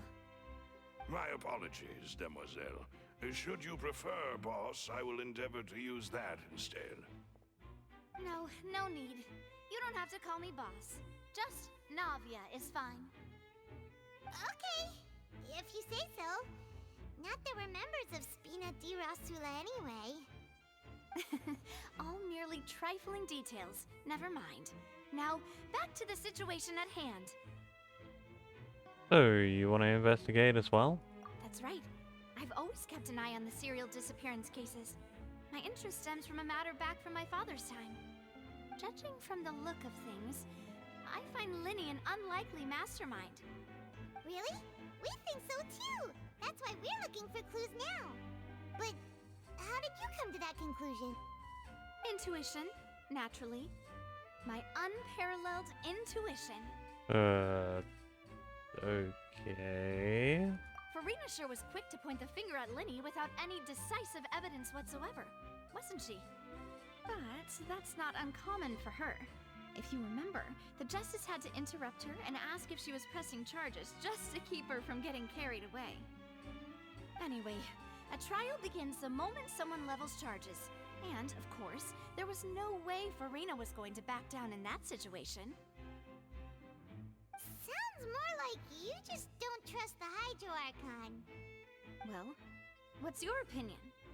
I must admit that she can be interesting at times, but liking her doesn't mean that I'll blindly agree with her.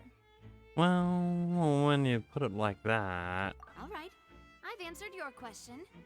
Now, it's time you answer mine. Wait a minute, did that answer count? Well, I say it does. But don't worry, you won't hear any pointless questions from me. In your opinion, do you think it's right to treat a trial like it's an opera? Well? Not always. And why would that be? Doing so makes it easy for the truth to fall by the wayside. See, Silver and Maloose? I told you they'd be different. Most astute of you, demoiselle. I too think that the traveler's response was most excellent. No matter how wonderful the script or how fervent the audience's expectations may be, the trials that go on stage here must be based in fact. And if that can be done, boss, then... All right, that's quite enough, Maloose. Anyway, I like your answer. You pass with flying colors. Now, I need to make some preparations, following which our joint investigation shall commence. You two shall be my assistants. Wait! Since when did we become assistants? Oh, well, I can be the assistant, sure. Or your companion, if you like. I'm really not that fussy. That's more like it. I think you're missing the point, Paimon. Far be it from me to brag, but I believe that Demoiselle's intuition will be instrumental in uncovering the truth. You wish to save a friend from false accusations, and we wish to unravel the disappearances. In this sense, our goals are aligned. You have a point. You're quite the talker, aren't you, mister? And what about you over there? What do you think? You seem like you've got something on your mind. Does he really? I have nothing to add. Oh, alrighty then. We'll be making some preparations first. Just be sure to let us know if they start revealing Linny's tricks. Thanks!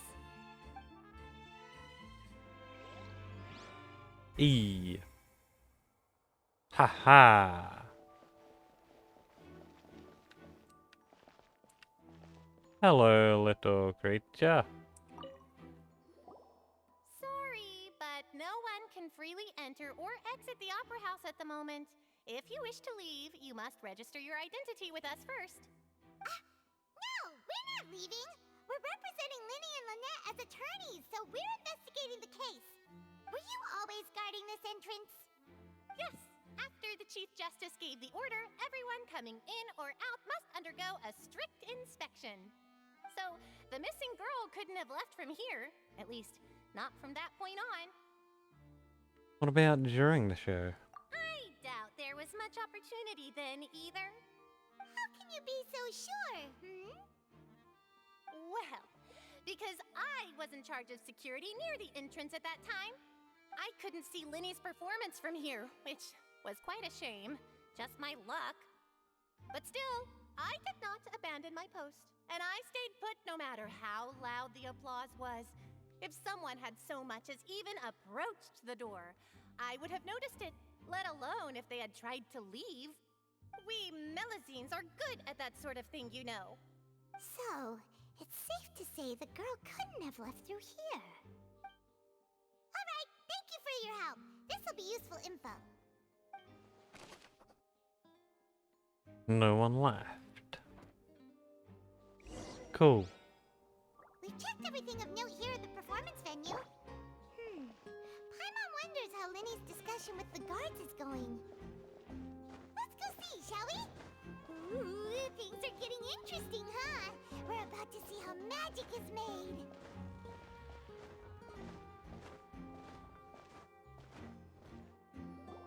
Understood. Then I will be going with you. Just so you're aware, I will be monitoring your actions and making notes as necessary. Very good. Thanks for being so agreeable. I'd pull a rose out of my hat as a gift for you if I could. You may spare the pleasantries. I'm just doing my job. You've arrived. Who's this? Me? I'm Spina di Rosula's guardian angel.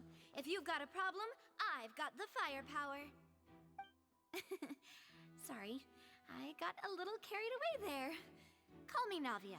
I'm a partner of theirs, and will be helping investigate this whole situation. And these are my companions. Would you mind if they join as well? Fine by me. Oh, new helpers? I would be most grateful. Well, let's just say we're tagging along. It's not every day you get to see the secrets behind magic performed on such a large scale. I appreciate your kind interest. Come with me. We'll be heading below stage. Alright. Huh? Below stage? Yes, a world of secrets is hidden beneath this magic box, prepared specifically for this switcheroo trick. But before I reveal everything, you should have a look first. Notice anything strange here? I'm not trying to be dramatic. Remembering the details of a trick will help you understand the methods used to perform it more easily. Huh. Weren't there balloons and other decorations here? Where did all that go? Ah, good eye. That said, you're still far from discovering the answer. The back of the door isn't the same. The back? You mean the inside of the door? What's different about it? Paimon didn't notice anything. Very good indeed. I thought you might not be able to catch that, given that you were sitting in the first row. The back of this door was patterned. Those patterns are now gone, replaced by a smooth wooden board. So, if you put 2 and 2 together, what do you get? There's another box inside the box. Exactly. All right, let's go. I'll tell you how it works as we head down.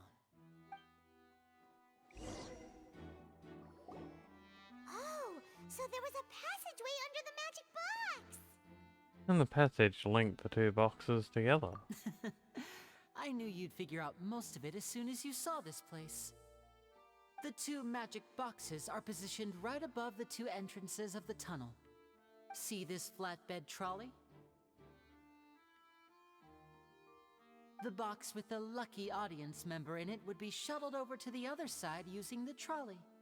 This trolley can raise and lower and even rotate, ensuring that the box will face in the right direction. I see. So that's the purpose of the box inside another box. Precisely. The inner box would descend after the audience member was put inside and be moved along the trolley, all while the outer box would remain on stage as if nothing had ever changed. So that's how you did it! Once the box was lowered, the trolley would store some energy through this device here, with which it would complete the rest of the steps. The audience member would only be able to feel some slight movements in the dark, and by the time she walked out, she would already be back on stage. And what about your side of the trick? Right! You were talking that whole time, and you even came out for a moment near the end! Ah, yes.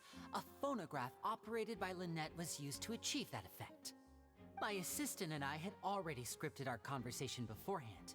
When the countdown began, I had already gone to the opposite box via a tunnel using that ladder. And what about Lynette? Where was she? I was in the mezzanine space in the back of the box. Oh, interesting! That's how we were able to coordinate Linny's lines with the assistant. And, by the way, I was the one who walked out of the box at the end. I mean, we are twins. All it takes is a change of clothes and no one can tell who's who. And that's my favorite part of this trick. Only Lynette and I can perform it. So that's how it all worked! Wow! Every detail you revealed was more amazing than the last! I can tell a lot of thought was put into this.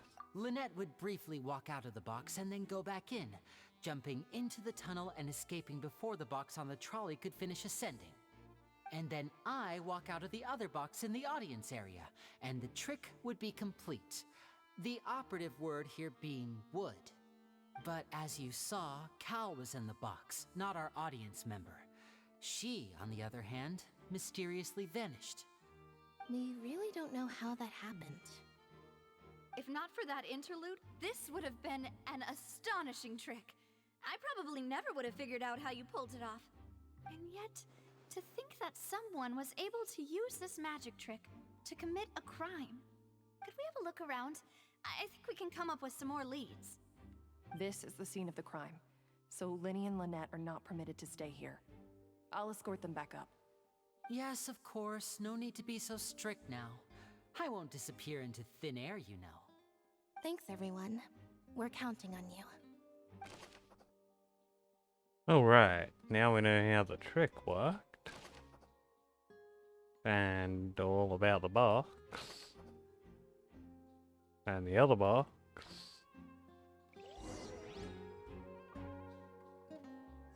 We can do some more investigating. But before we do, I gotta get a fresh drink. So I'll be right back in a couple of minutes. Stick around and we'll try and figure out what the fuck happened. I'll be right back.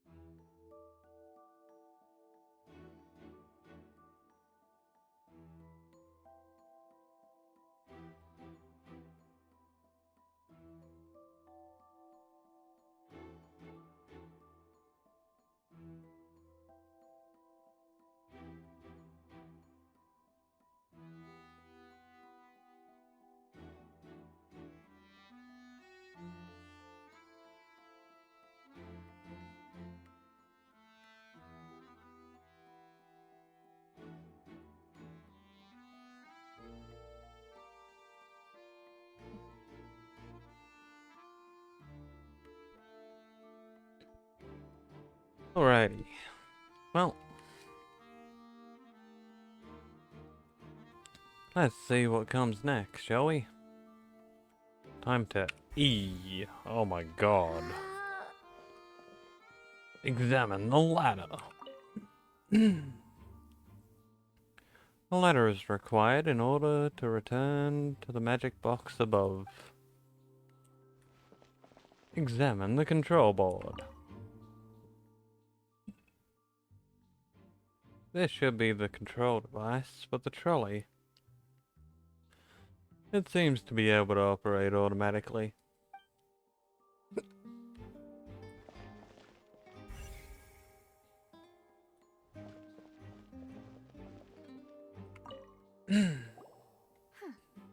What's this? Looks like a hook tied to the end of a rope. Huh? There's all kinds of odds and ends here. Lenny didn't mention this earlier. Perhaps it was a prop for a different trick. But why would it have been left here? Whatever it is, let's make a note of it first. Dropped hook rope.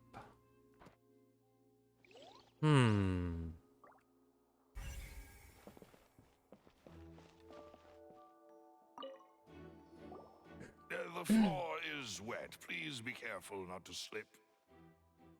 Speaking of which, why would there be water here?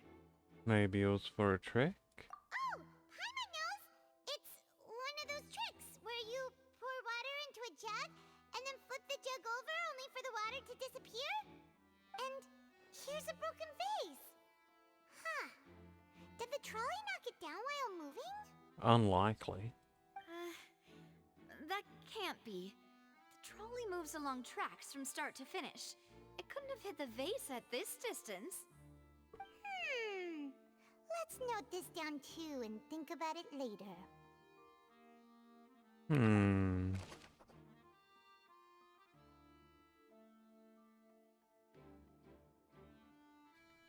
The vase is broken.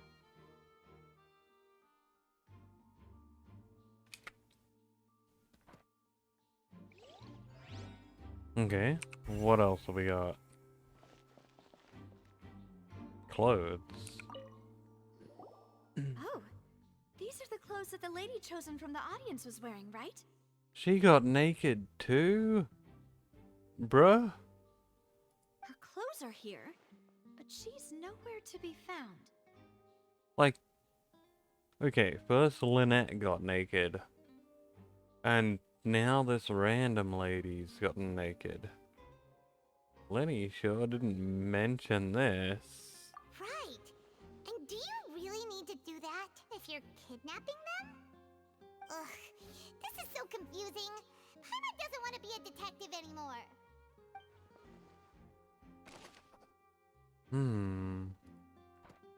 I guess maybe it is more fun kidnapping naked people. I wouldn't know. High precision is required to complete this magic show. The tracks are perfect for making the trolley stay on its designated course. Alright.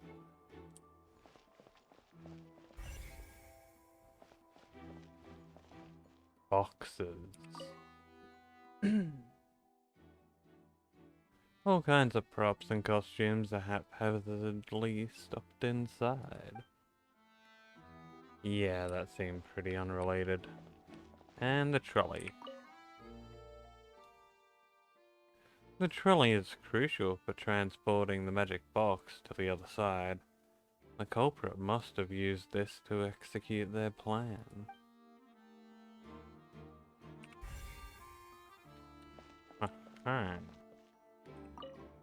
Event. What is this place? Looks like a vent. It seems someone could fit through here. Anyone could fit through there. Huh. Could this have been the suspect's escape route? Alone, perhaps. But if they had to pull another person with them, the space would be too narrow. But there are no other ways in or out of here. Other than those that go through the magic boxes, and Lenny and Lynette were in the 2 magic boxes. Oh, you're right! Let Paimon write that down. Tunnel vent that could let one person leave. Seems we're just about done investigating down here. Just about. Let's head back up.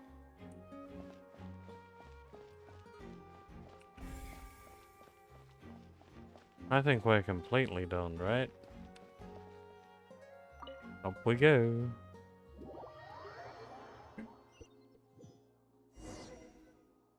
Well, we've ascertained the state of the crime scene. Let's find a place to sort out our findings once Malus returns. Seems to me that there are several things that don't add up here. Apologies for the wait, demoiselle. So, what did the guards say? Did the criminal escape through the vent? They believe the odds of that are very low, since the vent leads to the Opera House's basement. The guards have checked the area carefully. No one left through the basement during the performance or after the incident, and no one was found hiding there. So the tunnels become like a secret chamber then! You know, like the kind you usually see in novels. It would seem so. The plot thickens. Halsey's disappearance and Cowell's death are both quite inexplicable. No wonder Farina was so confident in her accusation. All the current evidence points toward Linny and Lynette. In other words, the charges are very likely to be upheld unless we make some considerable progress. Charges and then trial. So if the charges are upheld, they'll announce a sentence? That's right. This is how a trial goes in the Opera House.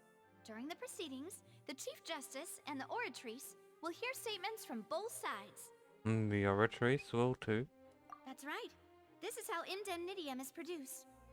The statements from both sides, the defenses from attorneys, witness testimonies, and even the audience's emotions will all be projected on the Oratrice. To put it simply, it's as if the Oratrice has its own will, and is a judge in its own right. This also precludes any kind of favoritism on the part of the Chief Justice. Not that this has ever happened anyway. Fascinating. Once both sides have finished speaking, the Chief Justice will make his final decision. This, too, will be used by the Oratrice as a reference. Then, finally, the Oratrice will be consulted by officials. The result it returns is the will of justice itself. Huh? So that machine is the one that actually decides? Paimon thought Neverlet called the shots. In practice, there is very little difference. Both have always come to the same judgment, which is why people have great faith in the Chief Justice. Ah, yes, the guards also asked me to convey that none of us will be allowed to leave this place before the trial. Huh? Why? Because we've chosen to act as the twins' proxies. That makes us persons related to the case. They're concerned that we might be colluding with outside parties, or that we might find outside help to disrupt the case. And even if that were not so, it could prove problematic if we happen to spread key information about the case ahead of time. I'm ready to break out at any time. Whoa! There's no need for that! Paimon thinks they have a point. That said, are they providing food? Of course. I just hope you don't mind the lack of options. I'm afraid that catering to all tastes is not in the cards, nor is any guarantee of balanced nutrition. Now's no time to be picky. In that case, let's just sort out our findings together here. Pity. I was hoping to take you to try some of Fontaine's famous desserts, too. I mean, what better way to properly think through our findings than over some tea and sweets? Huh. Breaking out suddenly doesn't seem like such a bad idea after all. Paimon. Just kidding. Paimon will still do her best, even if there are no snacks. What do you mean, no snacks? Of course we'll have snacks. If we cannot buy some, then we'll simply make some. Huh? Here? But how? Understood, demoiselle. Everyone, please come with me.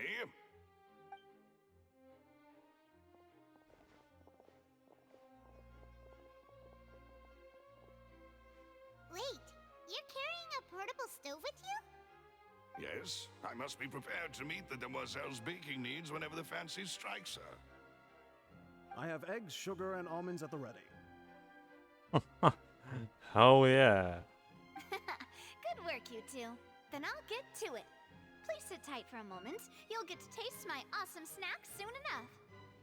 These three are quite the interesting group. Must be a Spina di Rosula thing.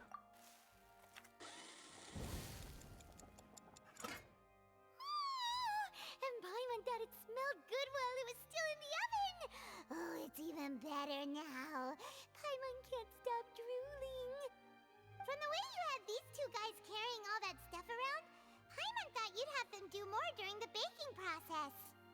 But you ended up doing the entire thing by yourself. Beating the egg whites, grinding almonds, everything. I was applauding. Let's fucking go. I like that guy. And I was giving encouraging smiles. That's not quite what Paimon meant, but fuck yeah.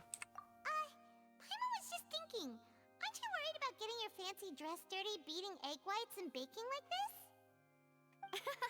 Well, I don't think it's carved in stone anywhere that fancy ladies can only read books, sip tea, ride horses, and play the piano.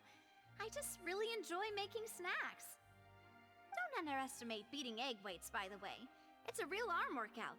You also need to beat them to just the right consistency, or your macarons will crack. Anyway, give these a try, fresh out of the oven. There's 3 for each of us. Only 3? Well, eating too many sweet treats might send all that sugar to your head. You wouldn't be able to think clearly about the case on a sugar rush, would you? Tea is ready to be served as well. This is Demoiselle's favorite, strong black tea with a floral fragrance that clears the mind and lifts the spirit. Thank you. Why don't you take a break as well? No need for concern. I'm merely doing as I should.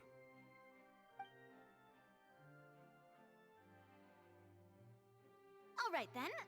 Down to business. As Paimon mentioned previously, the tunnel seems to be something of a secret chamber. However, we can assume that Linny and Lynette were not alone within it. Some criminal also occupied its sealed confines. The magician twins could have committed the crimes, of course, but they lack any logical motive. Exactly! Why would they do such a thing right when everyone was watching? Oh, apart from the twins, we're left with 2 other people. The missing girl and the deceased. The flower vase and the thud we heard during the performance could indicate some altercation between Halsey and the criminal in the tunnel, resulting in the shattering of the vase, the discarding of her clothes, and her abduction. Perhaps the criminal thought that since she was chosen from the crowd, she would be too easy to identify if she was still wearing the same clothes. Paimon thinks that makes sense, but the real trouble is...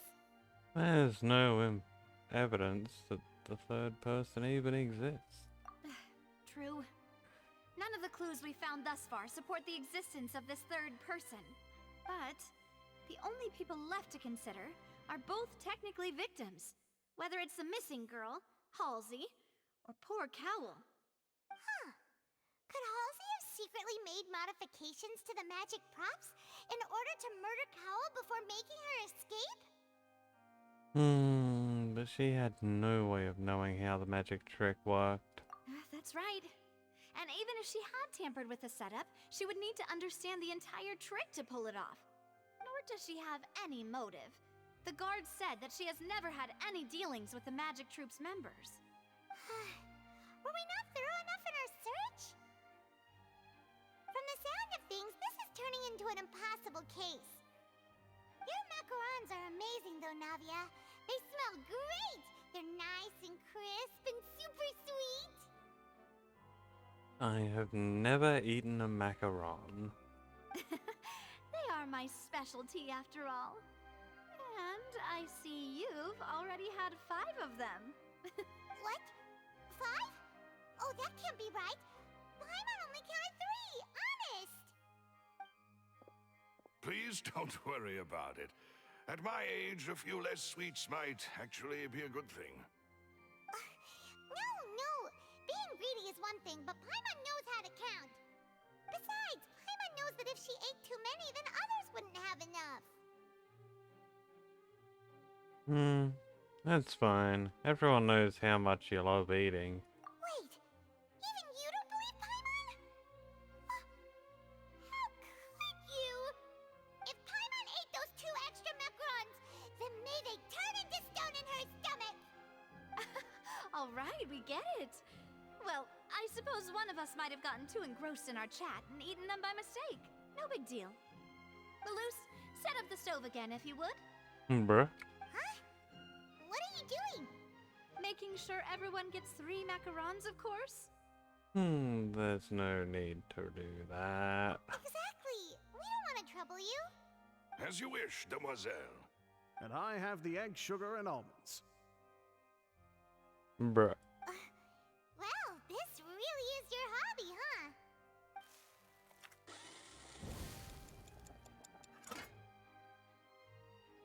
Well, that's it for snack time. I'm going to have another look around the area. I don't know what we're looking for yet, but we've still got some time. As attorneys, I suggest the two of you think the case over again.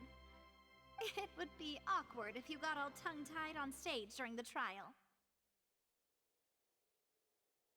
All right, thanks for your help and for the snacks. It was nothing. A small task for the Spina di Rosula. Silver, Malus, it's time to go. I'll be back if I find anything new. Probability of a third person being involved. Neither Cal nor Halsey had a motive, but after having talked to Navia, the likelihood of a third person being involved seems very low too. Alright, it's time to put our heads together. We've got to get our defense ready for the trial. Hey, Bread. It's probably gonna be a long and difficult case. There's no point in worrying about that now. We just need to prepare. Here, take Paimon's notes. They should help you review the situation. I don't think I'm doing too well, but I found all the evidence. I'm thinking I'll just go with the whole fuck it we ballin' method and see what happens.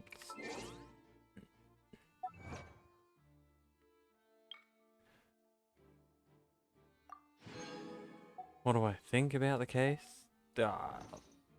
This is cool. I like it. I don't think Lenny did it, but I don't know. All I really know is there's been 2 naked women since we entered this fucking opera house, and that's pretty awesome. Would I consider playing Ace Attorney games? Yeah, sure, why not? They seem pretty iconic. And, come on, naked women are totally the point. There was a naked woman, Lynette, straight up, naked. Her clothes were there, but she vanished. Definitely naked. And then we found the missing woman's clothes down, in the basement or under the stage or whatever. So she's naked too. And we don't even know if she had another change of clothes.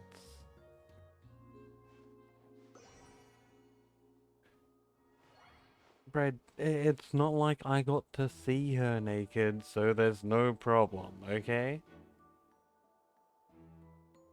I haven't done anything wrong.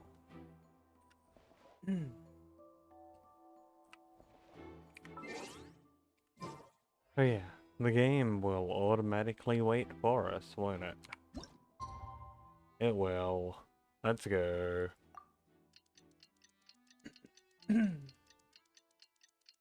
Even thinking about it is wrong.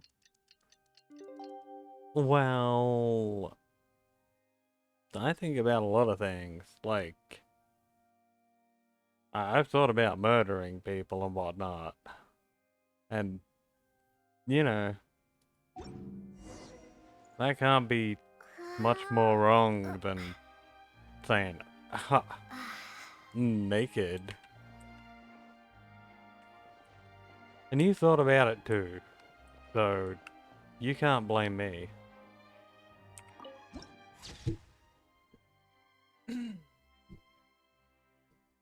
Okay, that's not where we're meant to be.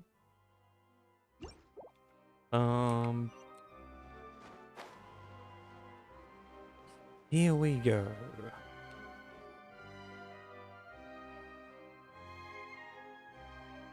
do we do?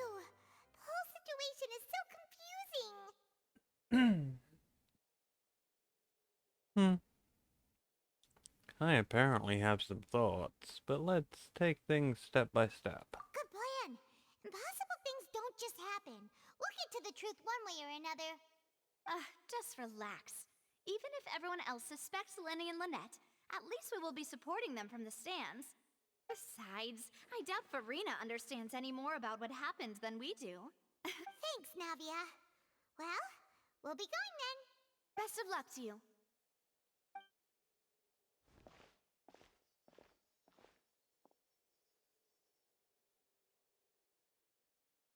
Breadboo, I challenge you to call Farina Finally, intelligent. you're back. Well, how did your investigation go? To be honest, you might be disappointed. No. We're already very grateful that you were willing to help. Well now, don't you all look disappointed.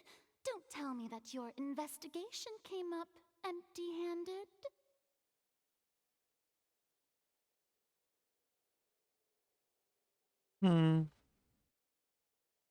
I guess we'll see. All I know is Farina's cute, and that's all that matters. Whether she's smart or she dumb, I couldn't care less. That was to be expected, of course. The guilty can never produce proof of their innocence. But don't let that stop you. I shall be terribly disappointed should you, my most anticipated foe, concede so easily. Her voice is so good. Just you wait. Since both parties are present, I declare that the trial regarding the magic show incident is now in session. Where the fuck did everyone else come from? Firstly, in order for the audience to understand the causes and results of the incident, could we please have Mr. Linney explain the trick? Yes, of course. I will explain while Lynette demonstrates on stage. All the necessary items have been prepared.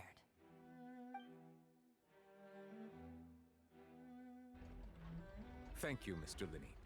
In that case, I take your statement to be that you ran to and remained hidden within the magic box in the audience stands once the trick began, and thus could not have committed the crime. Is this correct? Yes, that's correct, Your Honor. In that case, I call upon the prosecution. Lady Farina, do you wish to refute his statement in any way? Bring it on, Farina. Why, of course I do. Allow me to take the first shot and break this case wide open. Mr. Linney is clearly lying. That is so Ace Attorney, isn't it? Like, I've seen screenshots from that game, and they're like, ha, they're lying, this is right, this is wrong, rah, and they always point. There is no way you could have been in the box the whole time if you were to abduct Halsey and murder Cowell. In fact, I'd say you were hardly in that tunnel at all. Look at smug Farina. That is simply your hypothesis based on the presumption that I'm guilty. Oh, is that so? And if I may ask, what did you hear while you were inside your box? The roaring countdown of the crowd, of course. That's how I kept track of the time and built anticipation for the finale. And you didn't hear anything else at all?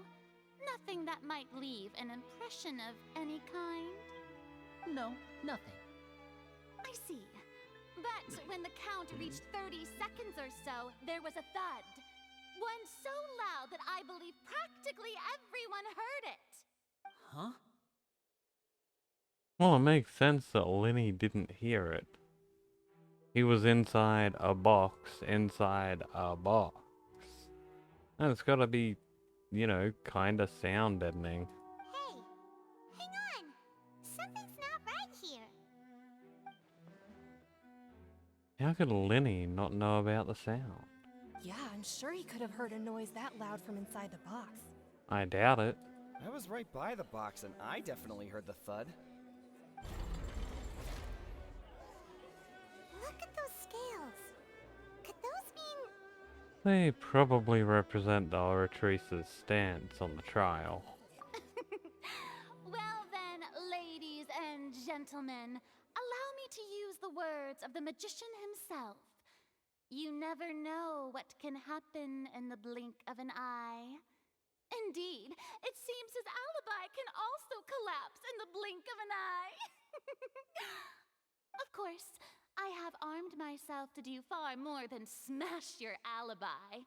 Confidence cannot go unfounded, and my foundations are rock solid. Stop being cute. It's hard to be mad at you. It's unfair. Tell me, aren't you and Lynette actually from the House of the Hearth? The House of the Hearth? They're Fatui? No wonder they did something like this. Yeah, you can't be mad at Farina.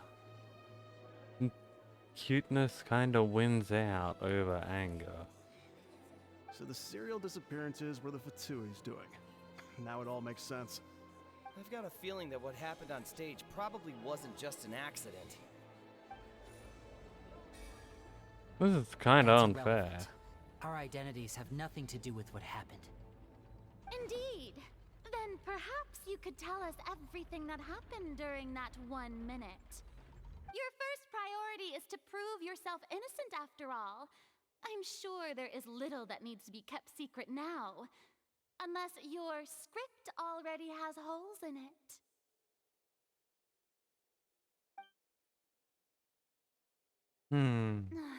The Outlander is speechless.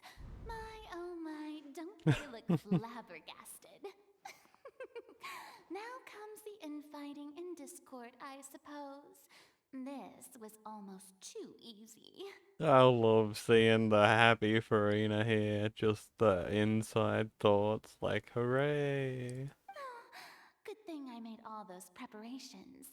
Seems the all-nighter I pulled last night is really paying off. Hey, Lenny. Why didn't you tell us this before? Lenny and Lynette are Fatui. Order! Order!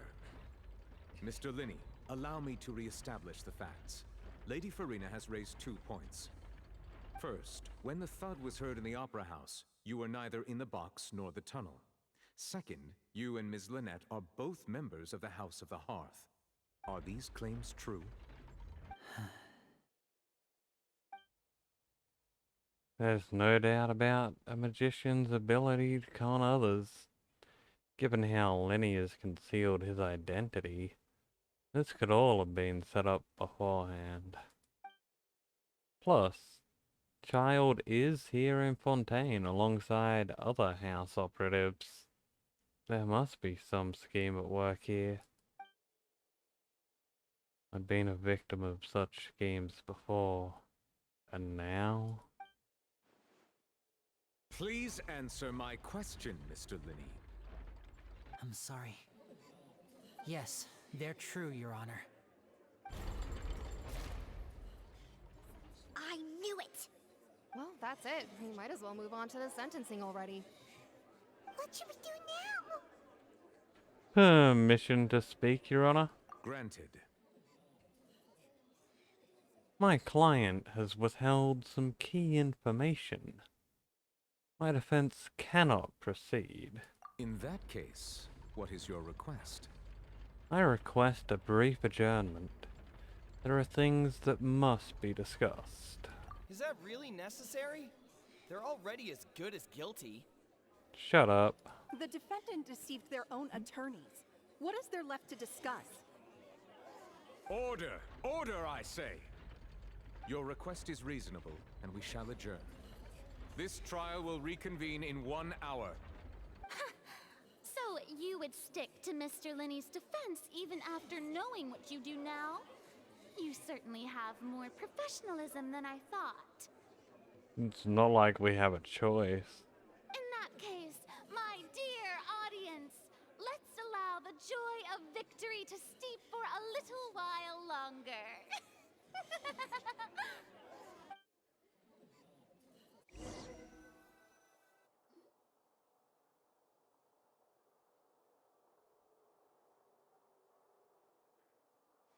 Alright, dipshit. What'd you do? Well, this is awkward. I didn't think the Hydro Archon would dig all that up. I'm sorry, Traveler and Paimon.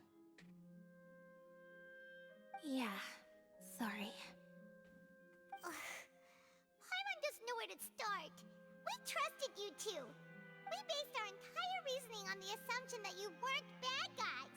Not to set the wrong tone or anything, but Paimon's really mad. I'm very sorry. I know you're angry, and reasonably so, but please, let me explain. Go on. What reason do you have for keeping crucial facts from us? I know you've clashed with the Fatui several times before. I wouldn't be surprised if just hearing the word is enough to make you upset. But our organization is very, very large, and the Harbingers have very different personalities and goals. Right now, we want to save people. As many as we can. That's right. I'm sure we're on the same page when it comes to this nation and the disaster that its people might face. I think you're focusing on the wrong thing. Being Fatui kinda has the smaller part to play in all this. I knew if it weren't for our respective identities, we could become good friends. That's why I didn't wish to flat out lie to you, but chose to hide some details instead. And that's where the problem starts. The truth is very important, but being completely transparent about everything would see us spending more effort than we need to. Yeah, but how can we know this isn't all just another lie? You gotta be upfront about these things. Right. So, you be the judge. Heck, if I were you, I fear that I'd even struggle to trust me at this point. You met a Fatus who works as a magician, a trickster by trade.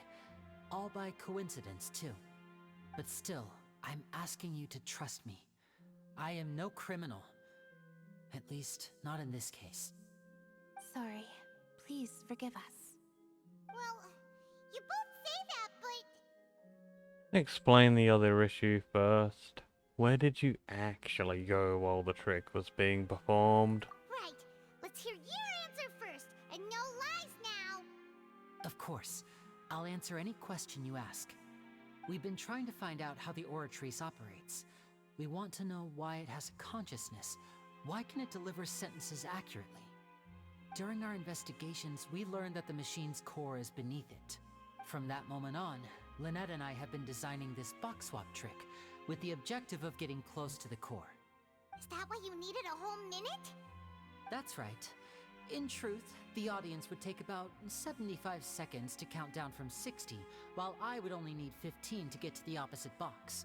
So, after jumping into the tunnel, I accessed the Opera House basement via the vent, and went to investigate the room in which the core is stored. That air vent was created during the construction of the tunnel specifically to execute this step. Bruh, seriously? What did you find? Well, nothing. As soon as I reached that room and was about to investigate, I heard someone's voice. Which should have been impossible, of course. I was quite certain that I was the only one in the room. That voice seemed to recognize me and tried to speak to me. I chose to err on the side of caution and retreated the way I came. On the way back, I saw the broken vase and the clothes on the ground, but the countdown was almost finished, so there wasn't time to give it any thought. After that, the homicide occurred just as you saw. Well, that explains why you didn't hear the thud. Well, why do you want to know how the Oratrice operates? Because of that prophecy I told you about, of course. We must know all we can about this nation's secrets in order to deal with that prophesized crisis. Yeah, I don't see how a machine in the court is related to the ocean rising. That's the only way we can save everyone. So, there you have it. The whole truth. I swear, I didn't hide anything from you this time. It was never my wish to proceed under this cloud of mistrust either. You know, you're very lucky that I don't beat you within an inch of your life right here and now. Because I could. I beat the crap out of a fucking Archon before. You're lucky, buddy. But like I said earlier, you can be the judge. If you want to leave because you don't trust the Fatui, there's nothing I can do to stop you. Well, Traveler, you decide. Paimon will follow your lead however you choose. I'll believe in the fact.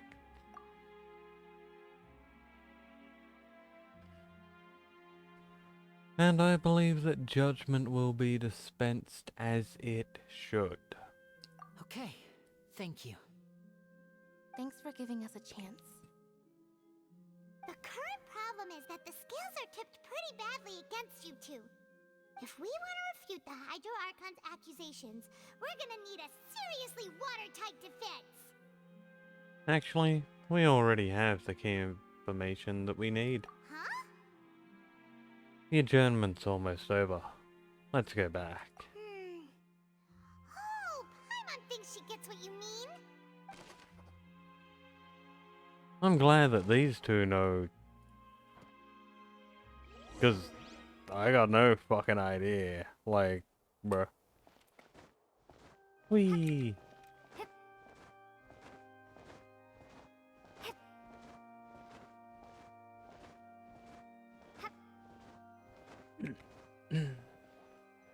To the trial.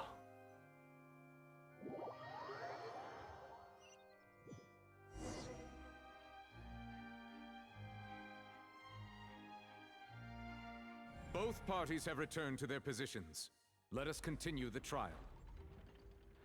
When last we left off, Mr. Linney acknowledged the new evidence presented by Lady Farina as fact. Therefore, Lady Farina may continue stating her reconstruction of the events. Ugh, that took long enough. Now then, if everyone would lend me their attention. At this stage, let's revisit that scene from Linney's perspective. Based on the opposition's account of events, you can identify loopholes in their statement. I like Farina's laugh. It's rich, like total rich woman laugh, but somehow it's not like condescending, it's more cute. Use evidence and clues obtained during the investigation to refute any erroneous statements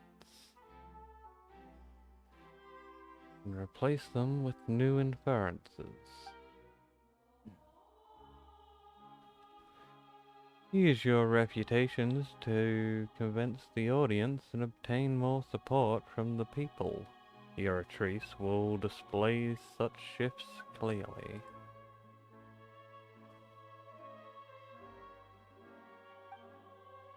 When you find and refute all incorrect content, you can complete the cycle of refutation and unveil the truth. As the countdown began, he entered the tunnel. When the flatbed trolley passed, he opened the box and got into an altercation with Halsey, which caused the loud thud. He did not realize that this sound could be heard by everyone in the opera house, which is why he claimed earlier that he could not hear the sound. Finally, he used the vase to knock her out, before making her change clothes to prevent others from recognizing her. Bruh. At this time, Cowell arrived in the tunnel, having heard that strange noise, and caught Linny red-handed. So Linny proceeded to knock him out too before stuffing him into that box. Afterward, Linny passed the unconscious Halsey to his accomplice through the magic box in the audience stands, before operating the devices such that Cowell's death would be ruled an accident. And there you have it. That's the truth behind what happened. Does the defendant's side have any objections to Lady Farina's description of the events? Well, yeah, otherwise we wouldn't be defending. The key to refuting Lady Farina is the order of events. What Linny experienced and what he saw.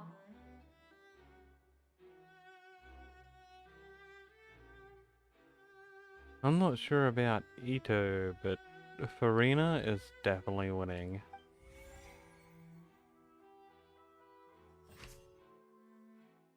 Okay. Any loopholes of him entering the tunnel?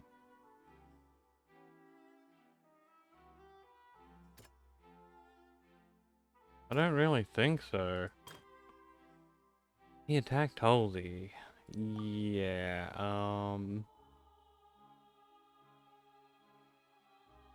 bam. According to Linny, he left via the vent after entering the tunnel. He couldn't have had that altercation with Halsey. Oh, the Chinese Ito laugh. Okay, I'll have to check that out.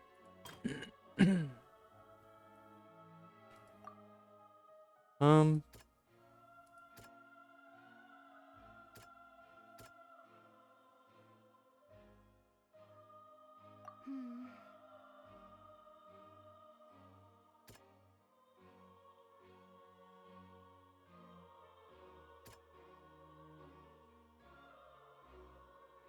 Haha, that's the one. Linny went to the room that contains the Oratrice's core. This is the actual truth.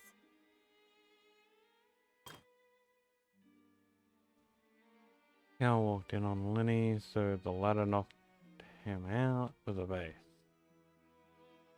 Loopholes.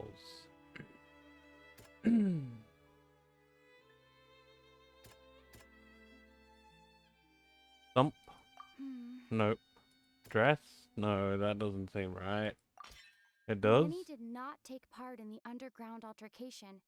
He only witnessed traces of the aftermath. Attention! Ace Detective Paimon has something to say! When the countdown started, Linny did indeed go into the tunnel.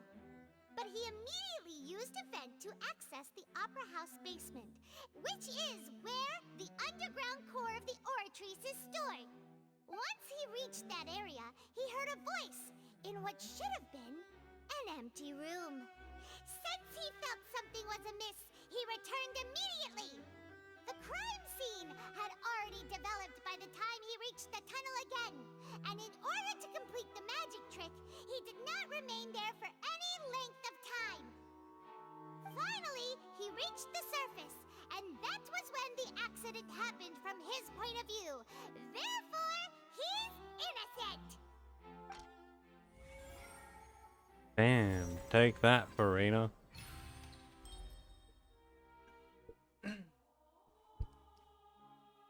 We gotcha.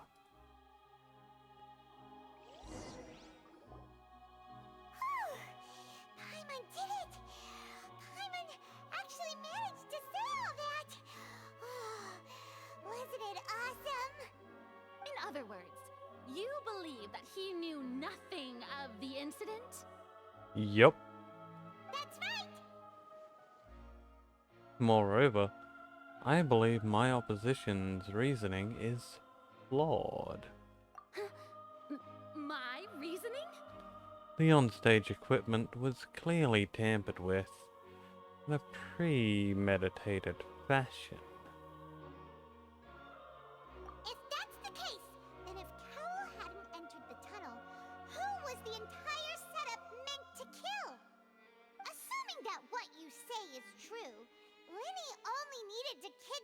young girl to cause a new disappearance case. What would the point of killing someone on stage be? Oh, they have a point. That's right, you tell them! And that's why they're partners of mine. They've managed to turn things around. Oh, well, your denial is very strident. I'll give you that. But what proof do you have to back your claims? Do you happen to remember how you refuted Linny's alibi initially? Of course I do. If he had been in the magic box the whole time, how could he have not heard that sound?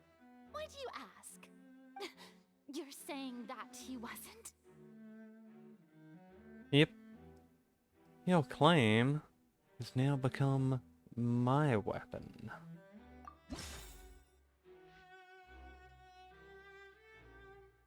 Do I have to fucking select it from here?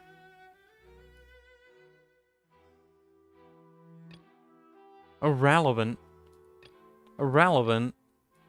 Eh. Okay.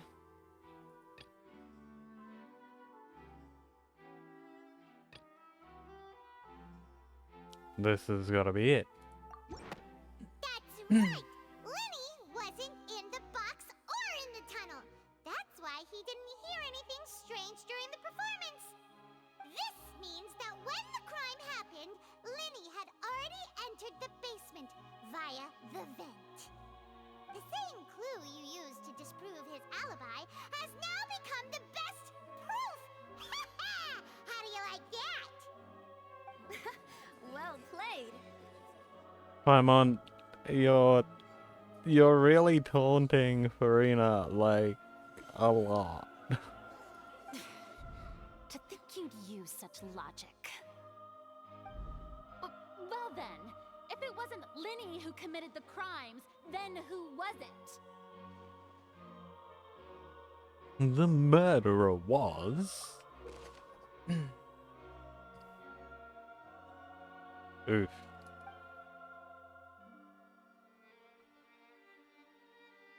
Oof. Why did it show What's-his face instead of Lumine? The guard's investigation report indicates that the fireworks released near the end of the show ignited and burned through the ropes suspending the water tank above the stage. This caused the water tank to fall and kill Cowl in the box below. If Lenny is no longer under suspicion, only the other members of the troupe would have been able to tamper with the props. Lenny gave a detailed account of how the trick was supposed to work. By using the box inside a box, the idea was for the box containing the audience member to be transported across via the tunnel underneath, and Lenny himself would have also used this tunnel to get to the other side. Having changed her outfit, Lynette and her assistant would take care of the on-stage interactions. The clothes belonging to Halsey, the lady who went missing, were found in the tunnel. The reason for this remains unknown. Select any clue to view detailed information. Could there have been a third person involved? Is that really a possibility? Halsey is the missing person and an ordinary audience member. Or did she have her own scheme all along? The deceased's name is Cowl, Lenny's assistant. He would have been able to tamper with the equipment. Him. Hypothesis correct. Huh? That can't be right. Are you serious? He was new. The killer was, in fact, Cowl, the deceased! Interesting! Let's hear your reasoning then. What I must do next is recreate the truth. What Cowell did, and how he went from would-be perpetrator to victim. What do we got? No one entered or left the opera house through its entrances. So, where would the criminal have wanted to take Halsey? The deceased's name is Cowell, Linny's assistant. He would have been able to tamper with the equipment. Halsey's clothing was in the tunnel. So, there must have been some fear that she would attract attention. The sound we heard may have come from a clash between the missing Halsey and the criminal. Linny was not in the tunnel at that moment, which gave our criminal ample time. It would have been tough for both people to fit into that vent. They would likely have bumped into Linny as well. The deceased's name is Cowell, Linny's assistant. He would have been able to tamper with the equipment. This seems important.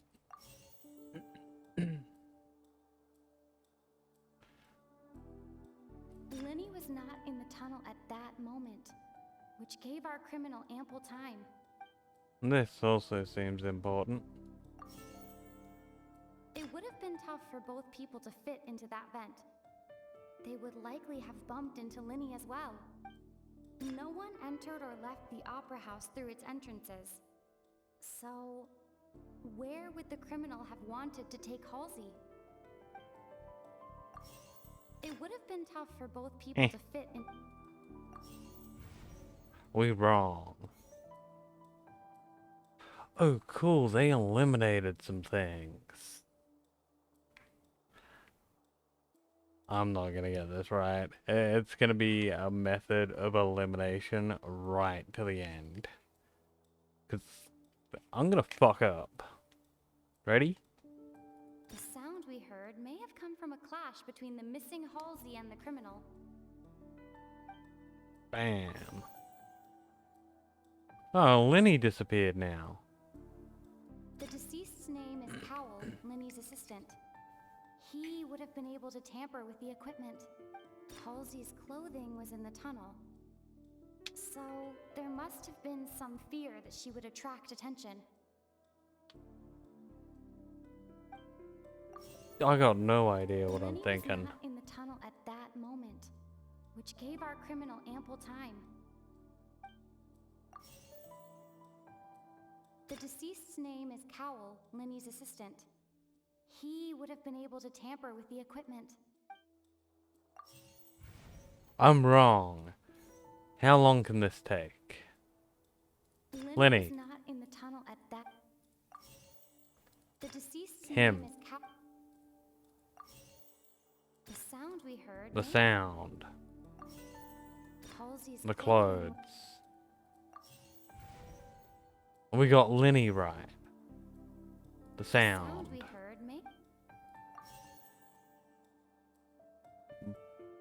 The clothes. Halsey's clothing. No one entered or. No one left. Okay, we got Linny and the sound.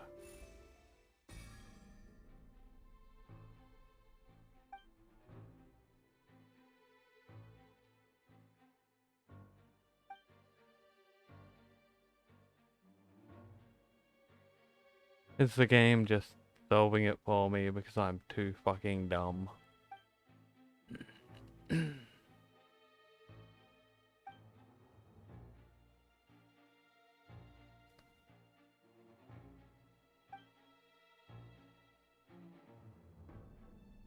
What's wrong, Traveler? Are you still having trouble figuring things out? Where in the world did Halsey go? I see how it is. So this was all just a bluff. And here I thought you had something to show for it. But it seems you're still far from the truth. Nuh-uh. They gave me an impossible problem. It's not my fault. Look, since we're at a dead end, why not consider a different track? Just like the trick as it transpired, the end result must have been utterly different from the magician's initial design. If only we knew how Halsey disappeared. Well, that would be nice, but the tunnel only has 3 exits, and none of them seem very likely. And it's not like this is a magic trick where you can just make a real live person disappear. You know, like you did from that water tank, Lynette. Magic. Escaping from the water tank. Wait. Could it have been the water? Excuse my interruption, dear opponents, but do you not see that the crowd is growing impatient? There is no greater sin in this opera house than an awkward delay in the performance. Then you better start dancing.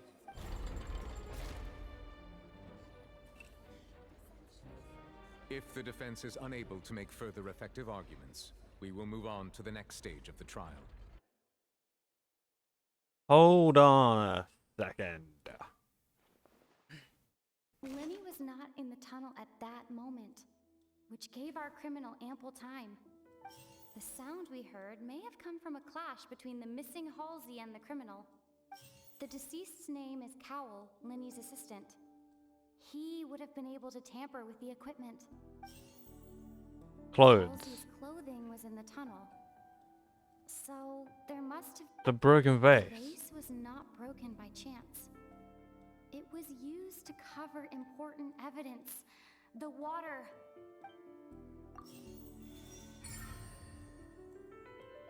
He made it impossible before.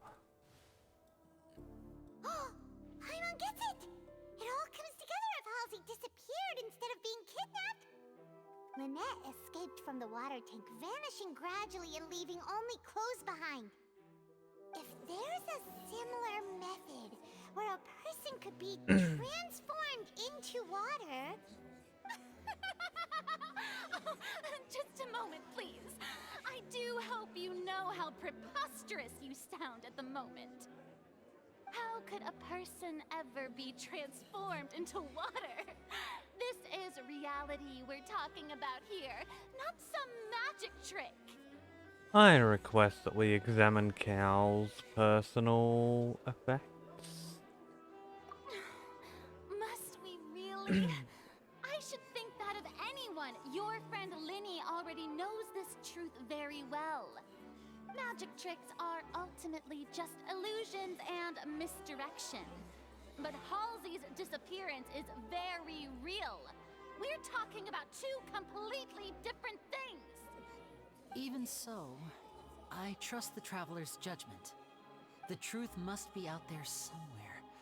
Perhaps some new line of reasoning may open if we try to gather all the focal points that don't make sense.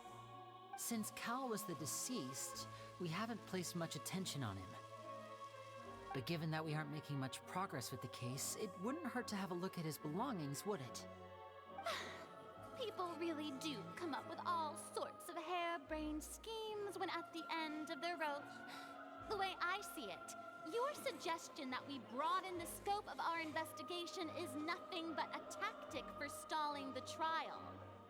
Nevertheless, I believe that this is a reasonable request on the part of an attorney. Since the trial does indeed appear to be at an impasse, I believe that additional evidence may help us make more progress. Guards, please step into the lounge and examine the personal effects of the deceased, Cowell. We are still examining the items, but we have already made critical progress that we feel must be shared with everyone post-haste. We discovered several test tubes of fluid within Cowell's baggage, each labeled separately. The notebook in his backpack claims that these fluids are... water from the Primordial Sea. The Primordial Sea? The note's contents also indicate that Cowell belonged to an organization that sells illegal drugs and that he had an accomplice. The notebook has many entries concerning safe usage of these fluids, in which the keyword dissolve appears many times. One of these tubes was labeled Opera Epiclese, along with yesterday's date. It is empty. The notes also state that these dissolution properties work exclusively on people from Fontaine. It's likely that Halsey was chosen as some sort of test subject. As such, we believe that the defense's hypothesis is, in fact, supported by sufficient evidence. You've got to be kidding! People dissolving into water? Could something so ridiculous actually be true? Wait a moment. This reminds me of a certain prophecy, but it's just a coincidence, isn't it? Huh. If people can become water, does that mean that the water tank's real use was as a means to hide water stains? And if Cowl was targeting that girl... Wait just a minute. Could that mean... You two, with me, quick! Demoiselle, wait! What about your partners? Let's go. Just trust me. Order! Order! It is undeniable that further examination of the deceased's personal effects has yielded some surprising results, but we cannot yet verify the veracity of these clues. Still, let us assume that these clues are indeed authentic, albeit with the understanding that Ms. Halsey has yet to be found. Guards, please continue examining the items along these lines. Mr. Linney, it appears your hypothesis is supported by the evidence, so please continue speaking. Of course. Thank you, Your Honor. If we uphold this hypothesis, I believe that many of this case's seemingly unrelated clues can be connected together. Right! Like the metal hook! That one didn't make sense at all. Let's think about this. Cowell's methods must have something to do with that water from the primordial sea.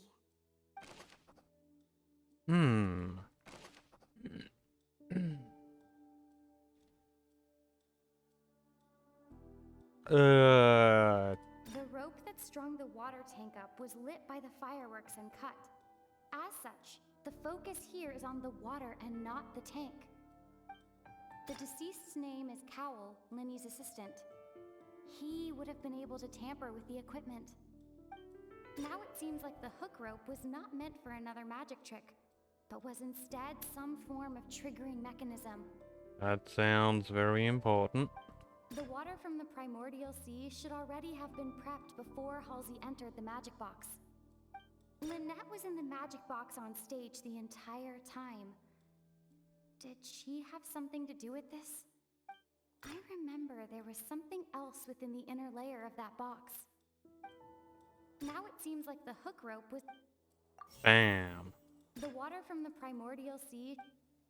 Lynette was in the magic box on stage the entire... I remember there was something else within the inner layer of that box. Bam. The water from the primordial... Bam. The rope that strung the water... Bam. One of three. The rope that strung the water tank up... Bam. The deceased's name is... Bam. Now it seems like the hook rope... Bam. No. I remember there was something else... Bam. The rope that strung the water... Bam. Lynette was in the magic box... Bam. I'm not getting anywhere. The deceased's name is Cowell. Good thing it's a process of elimination. Now it seems like the hook rope... Lynette was in the magic box... I'm not winning here. I remember there was...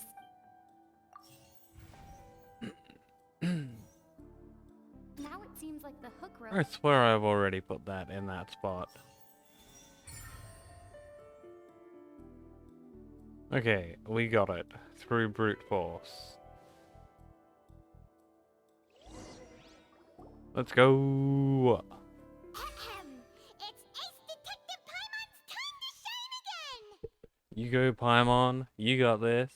In the original plan, Cowell would tamper with the water tank rope and the number selector securing his target.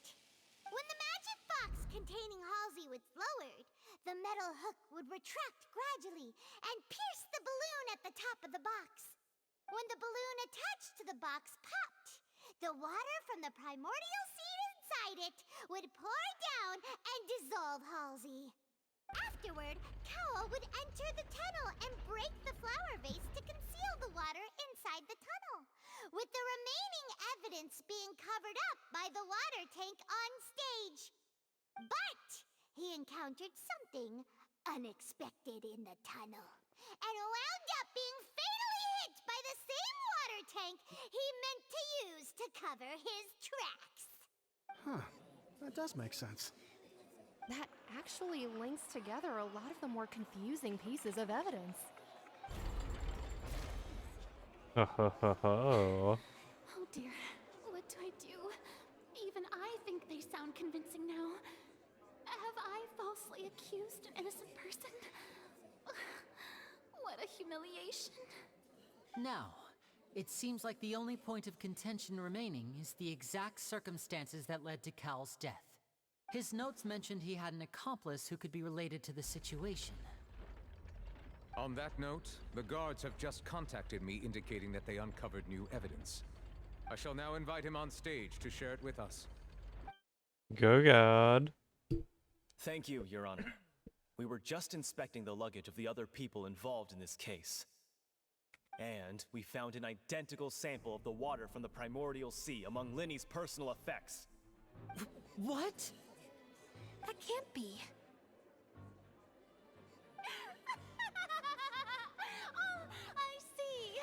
Well, how wonderfully comedic to have your own counterattack only to come back and wound you. Yeah, except the water's still in there. Does this not clear all doubt? My dear citizens, my loyal audience, allow me to present my reasoning and bring this performance to a swift close. It could mean he's an accomplice, but like, the water he hasn't been used. And I definitely love her laugh. Linny did not need to take part in the dissolution of the young woman at all. Indeed, he did leave the scene via the vent. Having made modifications to the props beforehand, his accomplice Cowell then caused Halsey to vanish using the water from the primordial sea. But upon his return, in cruel avarice, Linny desired sole credit and prepared to do away with his partner in crime. Hey, Unukaza.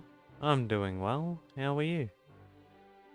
Ultimately, he knocked Cowell out, and the tool meant to cover the crime up also became a murder weapon. Now, as much as I regret having come to such a viciously straightforward conclusion, it does seem that the famed Fatui is quite the cold-blooded and ruthless organization. I'm glad you're doing well. I was kind of wondering what low meant. It's like, interesting. Am I right, Mr. Linny?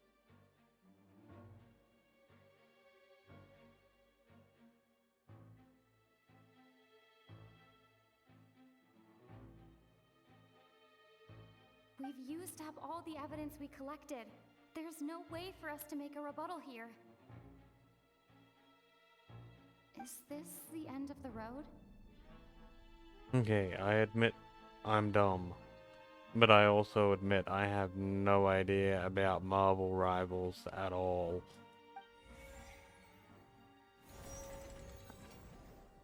Oh no.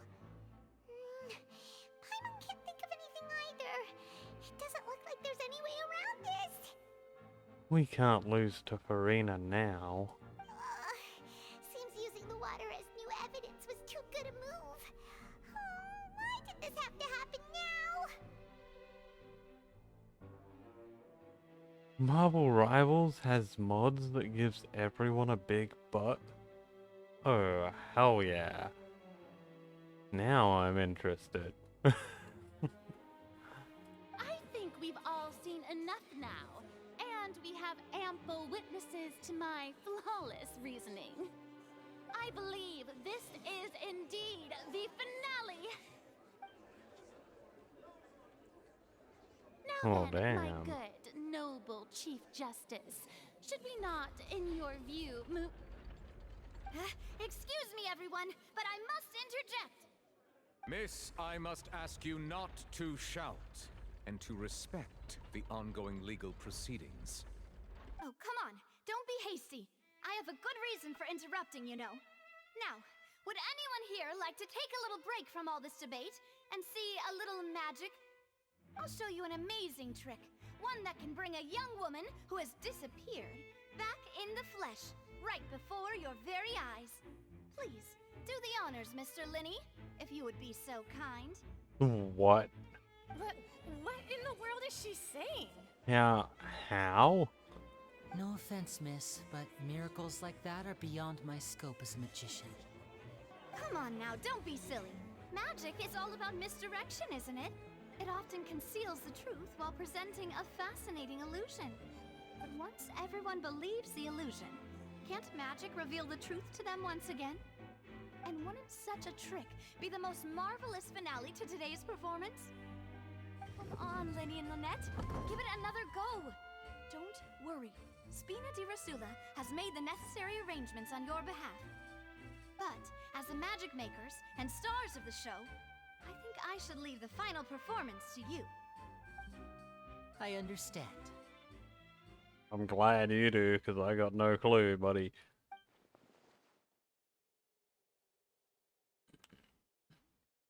And voila!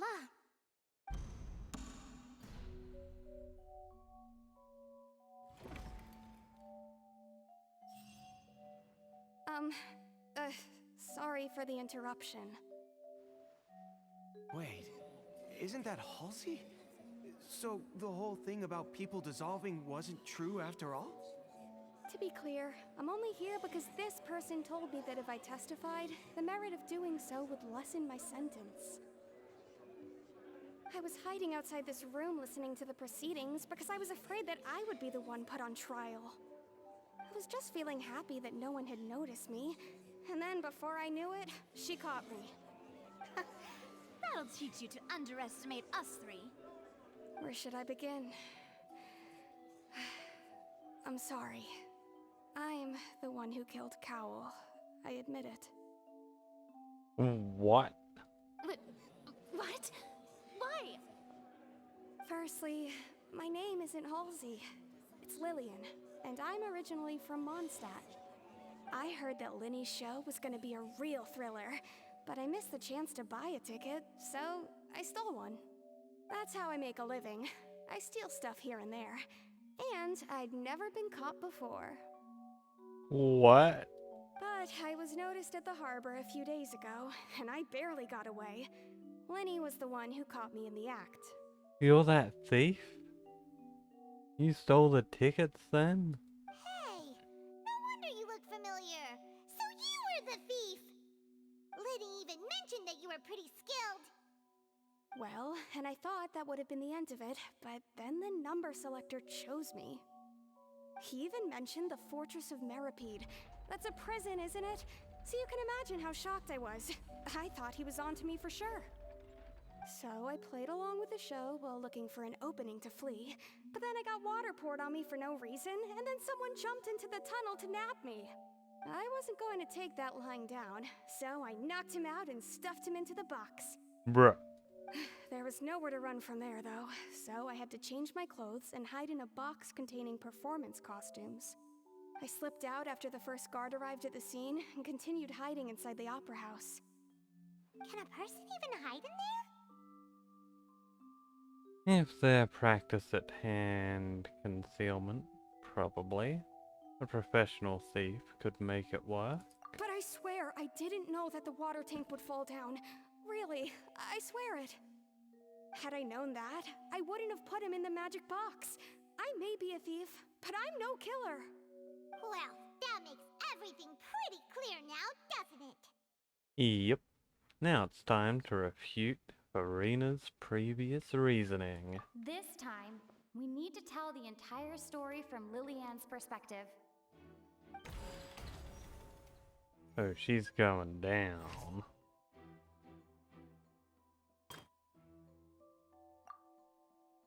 But how do I refute it?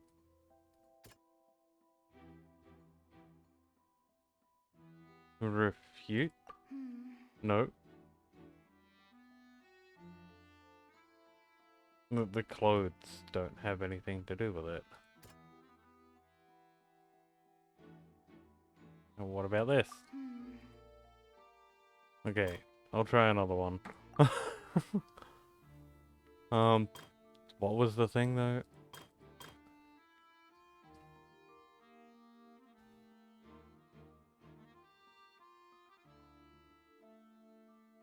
The fight in the tunnel. The broken flower vase. The flower vase was not broken to cover anything up, but was smashed during the struggle between Lillian and Cowell. Lenny knocked Cowell out. No. That was Halsey. Lillian was afraid that she would be recognized if she left, so she changed clothes and hid, biding her time. Just what one might expect of an experienced thief.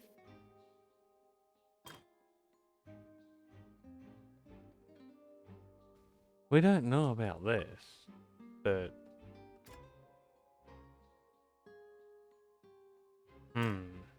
Do we have to refute this one then? Thump. The strange sound wasn't from a fight. It was Lillian's attempt to break out when she was frightened. Yeah.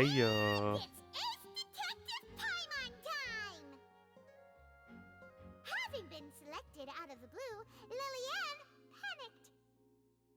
Her panic only intensified after she entered the tunnel and had water poured on her head. So she kicked the door open, producing the thud we all heard. Hearing the commotion, Cowell leapt into the tunnel, only to discover that Lillian had not dissolved. He did not know that Lillian was not from Fontaine, but was a thief who made her way in by stealing a ticket. Mistakenly believing that the water from the primordial sea needed time to take effect, he tried to force Lillian back into the box. The two broke the flower vase during the struggle, but Lillian came out on top, knocking Cowell out and putting him in the box. With no way of escaping, she changed her clothes and hid in the costume trunk until the performance ended. Bam. Refute that.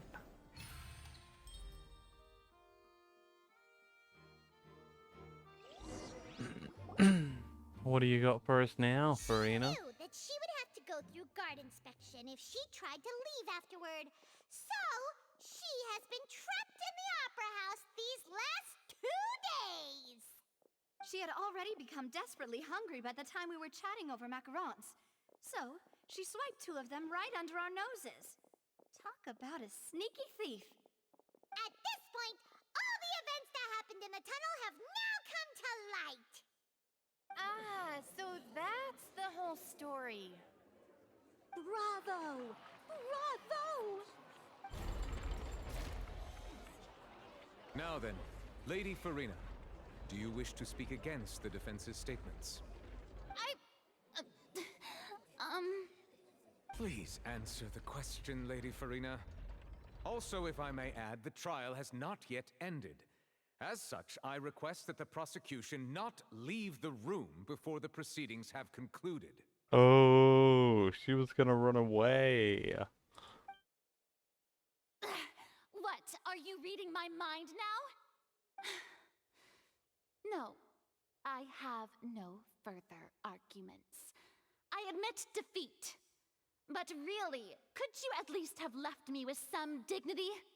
Wow, look at that. She's like a deflated balloon now. If there are no objections, then as the Chief Justice of Fontaine, I shall once again repeat the full sequence of events.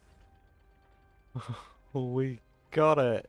The actual perpetrator of the serial disappearances, Cowell, selected his next victim from the audience reservation list. With some modifications to the selector, he could ensure that the pre-selected young woman would be chosen. To cover up any evidence while committing the deed, Cowell thought of allowing the water tank to fall, which would conceal the water left behind after the young woman was dissolved. He also tampered with the rope suspending the water tank, using the fireworks at the end of the performance to cause the tank to drop and hide the watermarks.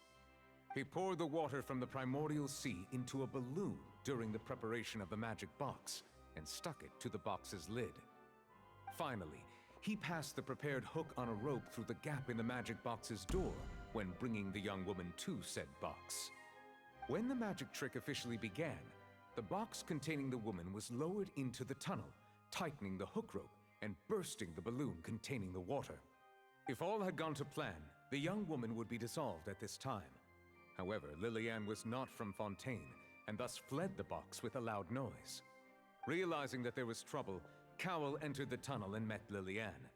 Thinking that the waters had not yet taken effect, he decided to proceed.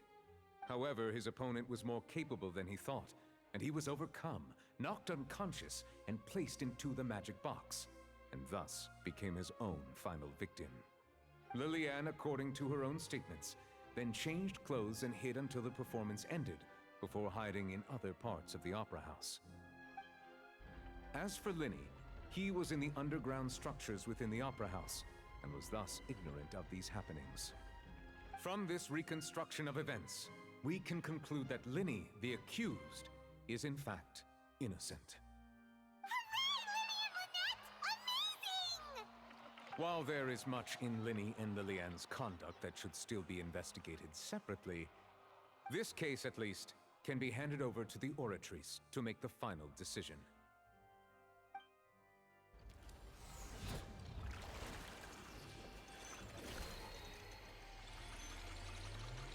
My god, I thought we were doing a fucking Gacha and Star Rail for a moment.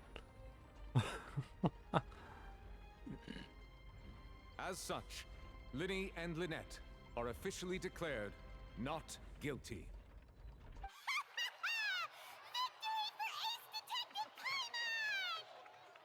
Great work, partners. Thank you all. Thank you so much. Let's not celebrate just yet. Next, I think we deserve an explanation, Guard Vaughn. How did you find the water from the primordial sea in Linny's baggage? Right! Your discovery caused me to make a serious mistake, you know.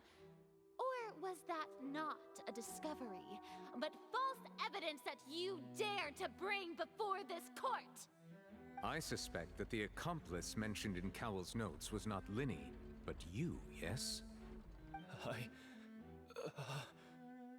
I'm sure you know what you must do to lessen your sentence. Yeah, kill yourself. Speak quickly! Unless you want to earn yourself a one-way ticket to Coupon Town. I was just following orders. We were supposed to place blame for the serial disappearances onto Linny, and thus cause suspicion to fall on the Fatui. The higher-ups said this was the best opportunity to do so. And now that your plan has fallen through, and the secrets of the water have been revealed, you have become a liability to said higher-ups, yes? Therefore, you would be wise to tell everything you know, and seek the protection of the guards. Yes, I'll tell you everything I know. Our boss discovered that the water can cause people to dissolve. It can also be made into a potion, which when extremely diluted, can cause people to experience unforgettable exhilaration. We've been in this business for a while now, and have made decent more off it. The disappearances were also the boss's idea. I mean, this is the boss we're talking about.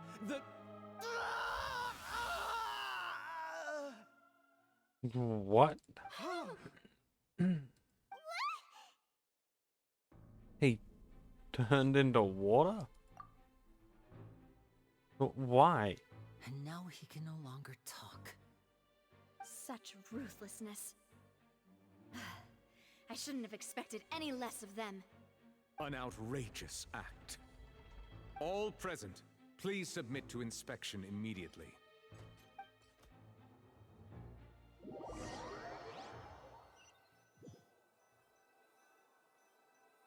So,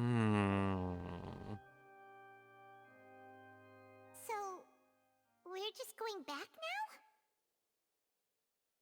The problem seems to have been solved by now. We're not needed here anymore. That's true, but... Traveler, Paimon, please wait. Hmm. Lenny... I know you may not want to speak to me right now. Maybe you don't even want to look at me. But still, let me thank you again for defending me to the end, even after you learned that I'm a member of the Fatui. I just wanted to be sure that we're square. I guess. But regardless, I'd like the opportunity to set things straight. I didn't approach you with any ulterior motives or ill intent. I've spoken to you as myself, just plain Linny this entire time. As for why I'm a Fatus, it's because the goals of the House of the Hearth align with those of an orphan like me. That's all. That was how Father, who you might know as the Knave, approached recruiting us back then too. The Knave? The one who controls the House of the Hearth? She's your father? That's right. And since we're here, I was wondering, would you mind hearing a story? It's about my past. Do I have to? Back when our parents first died, Lynette and I were left wandering the streets. I'll take that as a yes. To survive, I took to surreptitiously observing an older street performer who did magic. It took me several days to figure out how he pulled off his amazing tricks.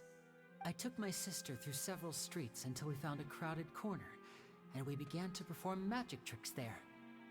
To my surprise, we proved to be pretty popular, and we could at least stop worrying about where our next meal would come from for a time. But before long, an aristocrat came to me and claimed that he wished to take us in after watching my performances. Did I skip something? To my surprise, we proved to be pretty popular, and we could at least stop worrying about where our next meal would come from for a time. But I didn't want my sister to remain a street rat together with me forever. Before long, an aristocrat came to me and claimed that he wished to take us in after watching my performances. So you went from orphans to nobility just like that? That was how we felt at first too. As if fate was on our side and we could say goodbye to those painful days. But I gradually discovered that while we were called foster children, he was really after my talent for magic tricks. He would constantly take me to all sorts of banquets to garner attention, which he would then use to expand his social circles. That doesn't seem too bad either. Better than roaming the streets at any rate. It took a while for me to realize just how dark his heart really was. After one particular performance at a banquet, I discovered that Lynette was not on the same return vehicle as me. I waited a long time after we returned home, but she did not come back. I went to that noble's bedroom and asked him about her whereabouts. The answer he gave me was, she caught the eye of the most eminent person at the banquet, so I sent her over as a gift. I mean, you'll be able to perform your magic regardless of who your assistant is, yes? Oh no. So he was gonna... But wouldn't Fontaine's laws deal with such people? As far as outsiders are concerned, this is a relationship akin to adoption or foster care, and they have their ways of escaping the eye of the law. What happened next? I managed to ferret out the location of the mansion of that so-called eminent person and hurried through the night. But by the time I leaped over the walls, avoided the guards, and made my way in, all I saw was the moonlit ground covered in blood, and the knave standing there in the darkness. So, she'd already taken care of that guy. That's right. She had rescued my sister before she could come to any harm, and had even discovered several girls hidden in a basement, all of them orphans. Father, I mean the knave, might have seen something in me, and so she made me an offer. The House of the Hearth welcomes you, for your interests align with ours. Here, none will ever betray you. Indeed, betrayal shall never be permitted here. I was hesitant to trust her. I mean, I had just been betrayed by nobles. But she was also quick to destroy the noble who had taken us in at first, giving us back our freedom. Oh, so that's how the two of you joined the House of the Hearth. That's all in the past, though. The knave is after the Gnosis, isn't she? She has her own plans. She has gained permission from the Sarita to first use the Gnosis's power when she obtains it. She plans to use it to find a way to break the prophecy and save Fontaine. So, she believes in that prophecy too? That's right. The whole House of the Hearth is currently working to combat that crisis. Today's case has also proven that people from Fontaine can indeed dissolve into some sort of water, thus further supporting the prophecy. Everyone at Hotel Bouffe d'été, including the knave, has their roots in Fontaine. And we will always defend our homeland. To us orphans, the only connection we have left to this world, apart from our family, is our homeland. So, from small deeds like distributing magic pockets to huge schemes like stealing a Gnosis, everything is aimed at dealing with that prophecy. Sorry, but I still can't completely trust you. It's alright, I understand. The only thing I can do is relate all this to you. I just hope you can understand that even as a member of the House, I have never stopped making my own decisions, and that I believe what I'm doing is right. If you should need anything at all in the future, feel free to find me. I will do my best to help you, as plain Linny. Goodbye.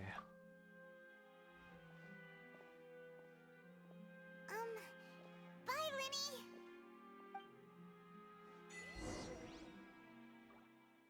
Really don't need Fatui around.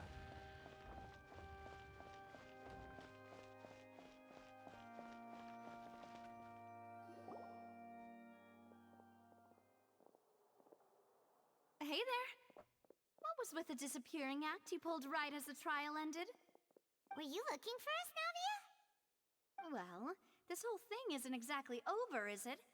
I do feel that we're getting closer to solving the serial disappearances case, though. Don't you think so, too? Well, Huh? What's wrong, my dear partner? I was really only trying to defend Lenny. I wasn't necessarily looking into the serial disappearances case. Besides, are you sure we're the ones who can crack a case that's been cold for decades now? And given that there's new evidence from the trial, there should be a trail of breadcrumbs for the Hydro Archon's people to follow now, right? Ah. I see. Well, I won't lie. I'm a little shocked to hear that from you. But I suppose you are just travelers who have only arrived in Fontaine after all. Sorry. I might have been too presumptuous. Don't say that, Navia. Ah, and we were having so much fun investigating with you, too. It was like having new waters flowing into a stagnant mire, causing new hope to spring forth, and the reflection in the murk to become clearer. Sorry about that. I'm a bit prone to nostalgia. Don't mind me. Wait, shall we have a farewell meal? You know, to commemorate our time as partners? Food sounds good. I'm hungry. Huh? Do we really need to get that formal? Well, guess you really did treat us as partners, huh? Well, I'd just like to have a proper ending to every important memory. That way there are no regrets later. Anyway, it would just be a meal, so it shouldn't take up too much of your time. Let's go and eat. You don't have to twist Paimon's arm. If Boss Navia's treating, count Paimon in! Oh, wonderful! In that case, why don't we return to the court of Fontaine and head to the Hotel de Boer? I believe we'll make it just in time for dinner. All right then, let's have our farewell meal!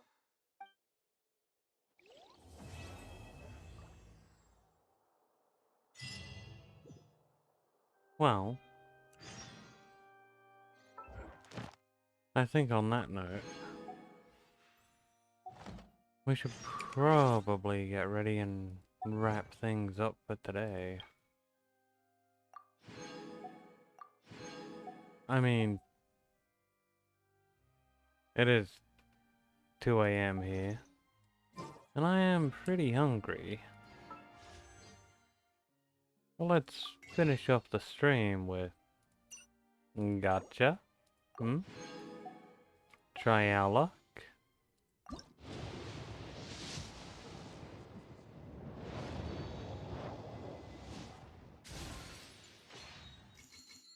We get a book and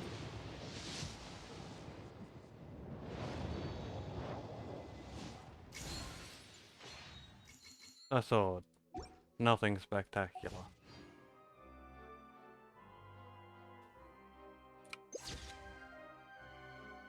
Oh well.